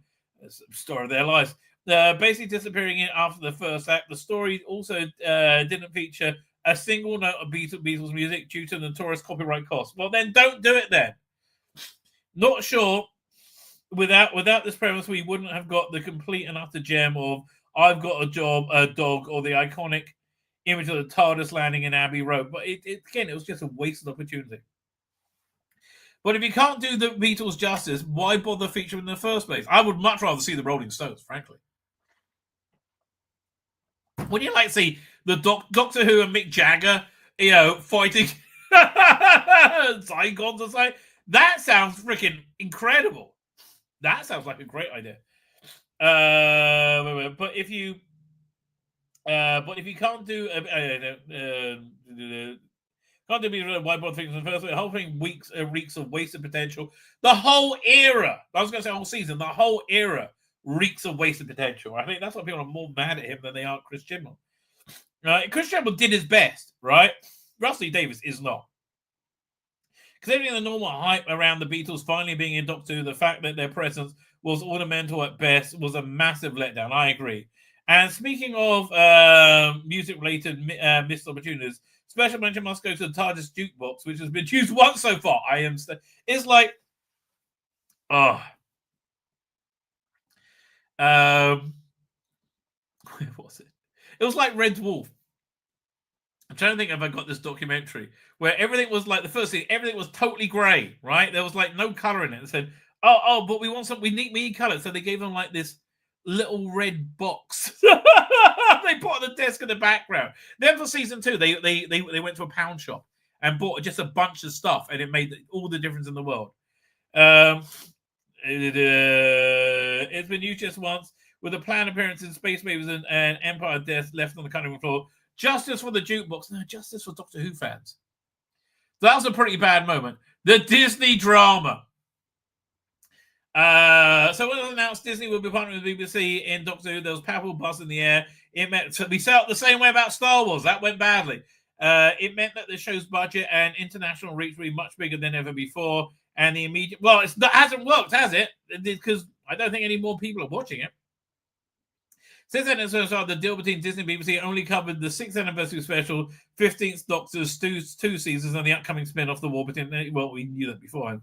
There's been a growing uncertainty regarding the deal's renewal. I'll be amazed. I mean, I think it's going to continue. I doubt it's going to continue with Ncuti Gatwa. I doubt there's going to be a season 3 with Ncuti Gatwa. But I think it's going to continue somehow. It looks like Ncuti Gatwa will be returning to film season 3 in early 2025. Rusty David made remarks to this effect in June, revealing that he started writing the season slate of early next year. However, he's since suggested there's no decision commission season 3 won't come out till after season 2, the release of season 2, which make the prospect of a 2026 air date less likely, non-existent. You might get a Christmas special after missing one in 2025. There's also doubt whether Disney will commit to a third season at all. I'll be amazed if they do. Well, none of this means Doctor Who is about to get axed. If Disney did pull out pull out prematurely, no, darling. The BBC would either partner with another streamer or go back to making the show themselves. Make the show themselves because no other streamer is going to pay you any money. It's rather to say that it was supposed to be a fresh, exciting start for Doctor Who is already starting because you made it a queer show. You absolute fuck-nut wombles. I mean, like, you just absolute morons. It's also distracting and it pulls attention away from the show itself. Now we're heading to season 2. BBC would do well to confirm. No, they can't. I don't think they can do it contractually. Sutek's reset button of death. Oh, God. Oh. This was one of the lowest moments of Doctor Who. This is down with the Jodie stuff. Right? Really, really is. Oh, look, there's Jasmine Finney there. I bet she'll be really, really helpful with a tablet. And look, it's the least likely unit officer ever. Gemma Redgraves, who gives a shit about. Lenny Rush, God, what an obnoxious fucking character he was with like submachine guns in his little person scooter. And Mel we love. But yeah, look at this like parade of disappointment before you. Exactly. So the return at the end of the Legend of Ruby Sunday, and what? Because there was no legend apparently, was one of the all-time great cliffhangers. Not really. Right, the reveal of Sutek was shit, but sadly what followed wasn't quite so great. No, we're not talking about the weirdly hyped up scene with Sian Clifford and a spoon. Oh, and she was somebody famous? Okay. Rather, one of the most unsatisfying things about Emperor Death was the way everybody gets turned to dust in the first 5 minutes and easily brought back to life at the end. I know everything was unsatisfactory about it. Unsatisfying, I should say. It meant that all the stake-raising moments that proves Sutek means business, but then when you kill a wider range of characters so casually and blatantly, you could look. Most of these people could have stayed dead, and I would have been fine. It's blatantly obvious that they'll be back again by the episode's end. It's if this dusting had taken place in the end of the previous episode, like the Avengers Infinity War, would have a full week to sit with it, plenty of time to doubt and grow. Yeah, that's a pretty good point you're making. You know, right? The fact that all the characters killed in Legend of Ruby Sunday come back to life only added salt to the wound. Reset buttons are nothing new for Doctor Who, but can we at least can we not at least leave one or two people dead for the so the major universe changing events don't feel so easily overcome? No. Splice's strange behavior. Which one was Splice? Was that Boom? Boom was season 1's strongest episodes. Yeah, but it wasn't very good in my mind. Like, I'll never rewatch it. It even wasn't proving he still got it after 7 years away, but it wasn't perfect. The daughter of the deceased Anglican Marine, John Frauch's Veta, the first person to come across the Doctor and Ruby on Castellarion 3. Splice plays an integral role in the story, but her incredibly childlike behavior was completely at odds with the actress playing her, who was closer to a teenager than a toddler. Just look at her ignorance regarding her mother's death, or the way she's quite happy to sit down with her and watch a slideshow of family photos in the middle of a literal war zone. Meters away from a landmine, as the child is clearly going through a slightly naive, but overall her behavior becomes comes across as unrealistic and borderline stupid. Not really bored. I think they crossed that border. Especially for somebody who's grown up in such a dangerous environment. There is also her continued phrase, "Daddy," which is meant to be endearing. It's just a bit cringe. Everything about this season has been a bit cringe. That's the better ones.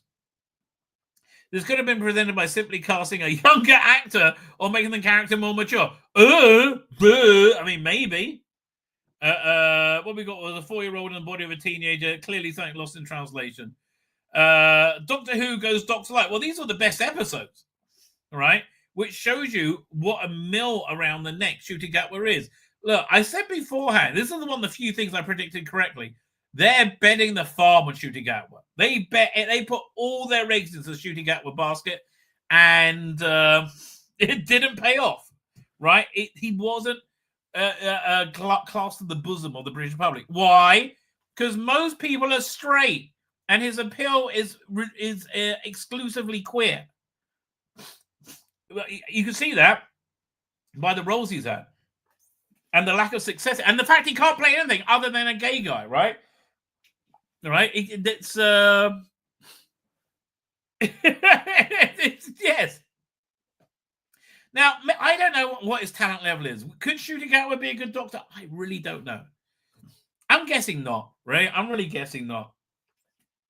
I think it's more likely he could pull it off than Jodie Whittaker, but only marginally. Due to the return of David Tennant's 14th Doctor, Shooty Gatwa had to wait longer than most to get behind the TARDIS console, which he couldn't give two shits about, right? And it's Shooty Gatwa in the TARDIS, not the Doctor. So in his debut season did around 2 years from his casting, fans were a bit ready for the 15th Doctor action, but there wasn't as much acting as they expected. There was no time. Boom and Rogue gave Gatwa a chance to sign, but failed, particularly Rogue. Again, I am not comfortable with the Doctor being a sexual being. I don't think it works, right? I've never thought it works. I thought it was... You were on very thin ice with David Tennant and Billy Piper, right? Very thin ice. And I think the ice cracked with Peter Capaldi and River Song. 73 Hours Done and Bubble are both brilliant stories. No, they're not. They're okay. And in a 13, 12, or even 11 episode season, a 10 episode, it wouldn't have been as noticeable. When you only got 8 episodes to begin with, making Doctor Who a guest character in 2 of them back to back is kind of unforgivable. Yes, but they said we got to have Shooty Gatwa. He is the key to this new era. He was the key to its failure. Fair's fair. This setup was dictated by logistics. Then don't hire him. So the first block of season 1 overlapped with the Shooter's work on sex education, but it was still frustrating. Well, not really, because I was happy not to see him. Right? I thought that was a good thing. But on the plus side, given that his attention was focused solely on Doctor Who for season 2.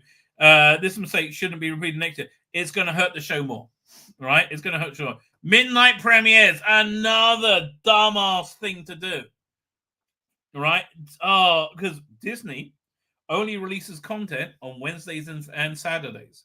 Wednesdays and Fridays, I should say, right? So when they release Doctor Who at 7 o'clock on Friday evening, that's midnight in England. Just dumb. Dumb. If they broke their self-imposed rule and released it at 2 p.m. on Saturday, which is 7 p.m. in England, right? You would have had a global audience, right? Tuning. I mean, look, what they saw would have been shit. But let's say it wasn't like relentlessly queer, annoying Doctor Who, but actually really good Doctor Who, right? Let's just say they managed to pull that off, right? Then it would have been huger than anything had been, right? It would have been massive beyond massive. But just one of the many, many terrible ideas they have. One of the perks of the Doctor's partnership with Disney is that the show will be available to a wider audience every fall, with the episodes dropping simultaneously on iPlayer. Here, have they got it listed yet for here in Israel? Yeah, let's have a look. I don't know. We shall see. Well, Disney Plus. Wait, I'm looking at my phone, all right? Because it wasn't listed last time I looked. And it's like a week out right now. So, like, when is it going to be listed? Doctor Who anywhere? I'll do a search. Recent search. Doctor Who. No, it's not even listed as yet. Right? I mean, look, I guess I'll watch it with a VPN on iPlayer. I gave that a test the other day to make sure it works. Right? Yeah, I don't really care. Bottom line. Actually, I found out a way better way of watching it with a VPN. I wish I knew this during the Jodie era, right? Which is what I had to do. I find if I play it on my desktop computer, right, I can then export it to my TV somewhat seamlessly, right? It really works well. Where am I up to? So in 2023, this worked a treat, but a streaming release also coincided with traditional BBC One. But in 2024, the episodes debuted at midnight in the UK. Presumably, Disney influenced this. It obviously did to drop the episodes in late afternoon. Yeah, because they wanted it for the 7 p.m. in America, in New York, and they couldn't get their head round not following their own stupid little rules. Like, why can't you drop it at 2 p.m.? Like, it's your bloody platform. Why can't you drop it at 2 p.m. on Saturday? Idiots. 2 p.m. Eastern Standard Time, right? 7 p.m. Again, you would have had a global audience, something that nobody's ever seen before. It'll be event TV across the world. Well, at least for the first episode, maybe. And then it'll be like, bye, catch you later. This will then fans with the impossible decision: stay up to the early hours or wait until Saturday and risk getting spoiled. And Rosalind Davis's stupid analogy is like, oh, we all lined up and got the 96 movie when it came out at midnight. Yes, darling. That was, what was it, 30 years ago, 28 years ago when Doctor was on its fucking knees. Now it's supposed to be a cornerstone of the BBC and British television habit. Right? Like, yeah, when you're only looking for the small little niche audience, like 20,000 people who'll go out and buy a video, right? Because it was a video back there for the 96. Oh, no, they probably had it on DVD. That's fine. But this is ridiculous, right? And that wasn't even the biggest problem. The biggest problem was the release strategy made it feeling it was more fragmented, resulting in Schroeder's cat situation where the new episode was out, but kind of wasn't. Yes. Right, the post-episode chatter was almost non-existent because the UK audience were asleep, while the show's social media presence was a mess, with the behind-the-scenes content not going up until after the terrestrial broadcast, which by that time felt like old news. Exactly. Right, as it stands, the future midnight release schedule is in doubt. It's been confirmed that it won't affect Joy to the World. Again, because Disney releases content on Wednesdays and Fridays. That's it. But will it make a comeback for season 2? Let's hope not. Almost certainly will. Especially since Doctor Who's 6th anniversary demonstrated a much healthier release model. I agree. Now, don't get me wrong. What they released was shit, right? As we see it. Space Babies. This is number 4 of the worst moments. It was awful. Yeah, it was such a bad season opener. This wasn't just this was an era opener. Right, I mean, I like the Church and Rubio, and I thought that one worked pretty well. Right, mainly because Shooty wasn't in that much. Open the 15th Doctor debut season was sort of called Space Babies, and have him say the titles out loud every 5 minutes. Was certainly a choice, a bad one. Few would disagree that Space Babies was the weakest episode of the story, of the Doctor's weakest Doctor Who story of the year. And it's largely due to the babies themselves. Talking babies isn't an inherently flawed concept. Doctor Who has made made the ordinary extraordinary many times before. I mean, look. I mean, babies generally don't work in Doctor Who, right? I mean, look at Delta and the Bannerman. Hello, Weeping Angel of Vastanarada. We did it fine, and it has a cute factor of stuff like the adipose and Pating and the meat. But yeah, look, you thought you were going to get this huge Gen Z audience tuning in. You go, oh, baby. No, they couldn't care less, right? They couldn't have cared less. What you should have done, if you want to get the TikTok generation involved and get it on board, is make a TikTok story, right? Make a story designed for TikTok in 3-minute episodes, right? And you could totally do it. Look at Night of the Doctor, right? Which worked fantastically. But with the best will in the world, making it actually look like real life babies are speaking actual real life dialogue was going to be a challenge. And also the plot was stupid as well. Yes, the mouths were somewhat synced up, but the results just didn't look natural. And there was a reason that these shots were few and far between. And it's not just because they were expensive to produce.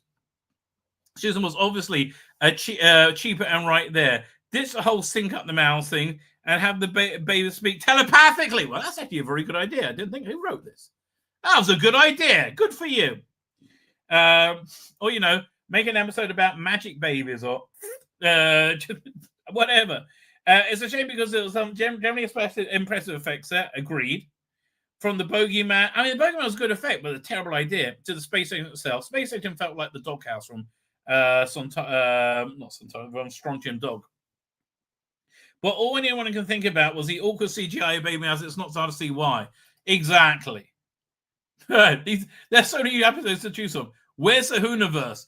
It's fucked up. It's up Shooter's ass is where it is, right? Because it's never coming out. There's not going to be a Hooniverse. We're going to get one spin-off and no one's going to give a shit. I don't think it's going to do well at all. So far, we're up to Ross Evans confirmed that time for the next stage of Doctor Who, that spin-offs will be on the way, and the show's new collaboration with Disney 2 years on. We're basically still waiting. That's true. Sure, we had a snazzy Hooniverse logo. I hated it. That Hooniverse logo in the ident was shit. They should have done a time tunnel with like the screen rather than this super corporate generic bullshit, which is what it was. Nothing will be on see, but we also have no idea when that's going to hit our screens. That's the end of this era, I think. All right, I think you'll have a BBC era afterwards, and I don't think it's going to be Shooter Gawa. I don't think it's going to be a white male who play the Doctor. That I think's for sure. They're not fully fledged spin-offs in the way of Torchwood or Sarah Jane Adventures and Class. Remember that one? Not really. No one does. Maybe expectations were too high. Well, Russell, you spent like how long pumping up our expectations? Excuse me. Yeah, expectations had a good reason to be too bloody high. But it does feel like that we should have had more announcements by now. Yes, because the show's failed. Again, purely because it's a queer show, right? It's made for a very niche audience when it should be made for a popular audience, right? And getting it through the head that drag queens who tell stories about having fucking a stranger and losing a condom up their ass isn't mass appeal. Fuckwit. Maybe expectations were just too high, but it does feel like we should have had more announced by now. What does the future of Doctor Who look like? I think I just described it. Where's the roadmap? Where's the vision? All the promise of the Hooniverse and spin-offs galore has faded away at this to the point where we don't even know when to expect the third season of the main show. I have to tell you, I am somewhat looking forward to the War Games in Colour. Right? I think that's been their biggest contribution. Unfortunately, the Darkness in Colour I don't think worked very well. The execution of the Hooniverse has been muddled, less like everything this era has been. If you're a UK fan, you get access to the shows of the most shows back catalogue. And again, why wasn't this on Disney Plus? But plus existing spin-offs of and a wealth of other content.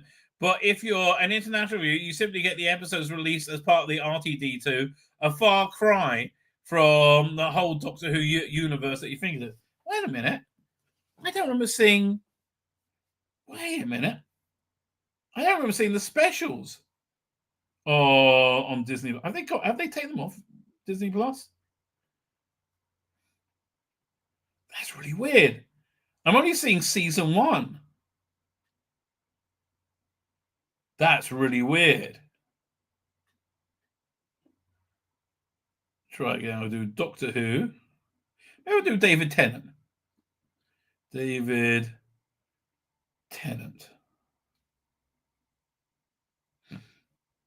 Holy shit! Oh, here it is. No, I found them now. Well, okay, when I look up Doctor Who, why don't I get all the bloody episodes? This is ridiculous, isn't it? That's just ridiculous. I don't even know what to say. There's no link to it. Don't get me wrong, I don't want to see any of these piece of shit episodes, but why am I getting them? And it's not the first thing that comes up. It's like halfway down the page. Man, the confidence they have in this barely doesn't exist at all. Yeah. It's not going well.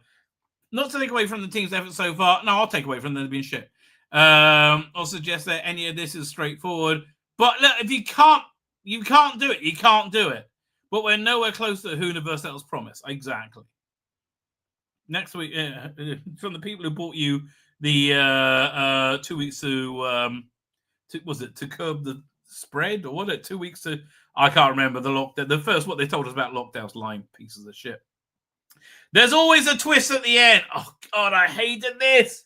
And again, they thought this would be a viral TikTok moment. Really? It was just cringe, right? It was absolute cringe, right? From his winking to camera, the whole thing was just cringe. There's always a twist at the end of a list, but there's not. There's no twist at the end of Face of Evil, as I recall. I mean, Leader went into the TARDIS, but it's not always like a Shyamalan-worthy mind bender. Going into the Devil's Call, fast expecting some kind of musical number with all the shots on the trailers of the Doctor standing at a microphone and dancers singing in the rain. It would have been weird if everyone didn't break into a song and dance at this point. And they could have explained, he even had it worked out, Rusty, there was to explain it in universe, right? But he said, no, not doing that. But sadly, the music I got wasn't any good, right? It could have worked if it was integrated better into the episode. Fix two problems at once and have the Doctor and the Beatles create a song to banish Maestro. Or God, who was writing this? This guy has really good ideas. But if you're just going to tack a song at the end, a dance set piece onto the end of an episode with absolutely no explanation, including lyrics as stupid as "Pretend Descend, Land's End, don't make do and mend." What the fuck? You're always begging to be included in a list like this. Credit where it's due. Really, twist at the end is really catchy, and it was even the encore for this year's Doctor Who prom. Oh God, be quiet. Another thing I'm not interested in seeing. However, when we inevitably do get more musical scenes in Doctor Who, they will need to be executed better than this. Who is the writer of this? Let me just go back for a second. Who wrote this? Because I'm quite impressed. Richard Lloyd. Okay, Richard Lloyd. What else has he written? Okay, Disney. Hang on, we've got to get back. Back, Doctor, back. What do they say is the most disappointing thing of this year? God, so much disappointment. It's really hard to wade through, isn't it? And the most disappointing thing of this year, doink. Oh, worst Doctor Who movie, Ruby's Resolution. Yes. Oh, yes. Absolutely, yes. Nailed that 100%. Oh, there was no resolution. Let's see what he's written. 10 best episodes runs in Doctor Who history. I'm going to look at more of this guy's stuff. 10 theories about what happens on the 14th Doctor. Don't really care. 10 biggest Doctor Who conspiracy theories. 10 dark Doctor Who moments you weren't allowed to see. Okay, whatever. The Mystery of Ruby Sunday. Parent has propelled us through season 1 with plenty of interesting developments along the way. Yes, he can make it snow for no apparent reason. The night of her birth was revisited. Snow appeared everywhere. It was mentioned whenever it was mentioned, and her mother was even pointed dramatically at the camera. Look at that. So dumb. So dumb. In addition, Ruby was described as very wrong by Maestro. Totally normal. A connection to the One Who Waits was teased, and Carol of the Bells implied to have greater significance beyond just sounding ominous. It was all very intriguing, yet the payoff was anything but. The snow was waved away as memory bleeding through, or something. Yes. With Ruby's mum revealed to be an ordinary woman, which didn't simply add up with the strange supernatural clues we were given. In a twist that nobody asked for, he was revealed to be to have I've been pointing at a Ruby Road sign, and thus naming her daughter. Like, Russell, you've never met a human being that acts that way. You used to be so good at like recreating human moments, right? This is shite, right? Absolute shite. It simply didn't add up with all the strange supernatural clues were given. Yeah. In a twist that nobody ever asked for. And to top it all off, the roadside wasn't even there in the original version to see the church on Ruby Road. I didn't know that. It's almost like someone was just making up as they went on. No, because they figured okay, this was what happened. I think they treated the audience with a lot less respect this season. A lot like they just dumbed it down too much, right? Yeah, I think you see that all the way through the season. No other Doctor Who moment this year created as much discourse or disagreement. And while you could say first explanation of season 2, it'll take a lot to change people's mind in this one. It'll take a lot to change people's minds on this era of Doctor Who in general, which is basically shit, mate. Right? Basically shit. Fine, I'm going to wrap up. I wanted to finish early. I guess not.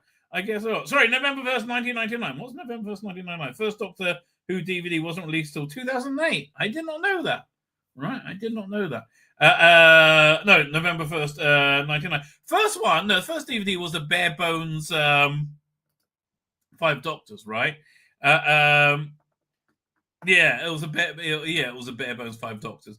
Fine with that. I'm going to wrap up, ladies and gentlemen, as we get ready for the great festive day. For me, it's great as well because Christmas is on. Well, the thumbnail is some incel energy. What, you burning brains? Well, your brain bloody is burning. I'm married, you dumb fuck. Right? Incel means you're involuntarily celibate, like the guy who killed the CEO of. What was it that health? What's it called again? The CEO of the health insurance company, right? This here, we should pull this up. Like, I have children. Do you know where babies come from? Oh, look, there's just so much projection going on with these people, right? There's so much projection. What's going on here is burning brains is feeling all tingly winkly in their knickers. Oh, man, he doesn't like feeling tingly winkly because he feels like a bad person. Oh, please. Incel energy. Yeah, no, dude. Most people who are married and have been married for decades, as me, have regular sex, right? Regular sex is something important to maintain a marriage. And a good marriage, right? So, God, dude, what a loser, right? What a total loser. Anyway, with that, ladies and gentlemen, I'm going to wrap up. Thank you, Burning Brains, for a bit of a laugh on the way out the door. I'm going to wrap up. I'm going to hit the end broadcast button. I'm going to hit it again. Say good night, good luck, and may your good walk with you.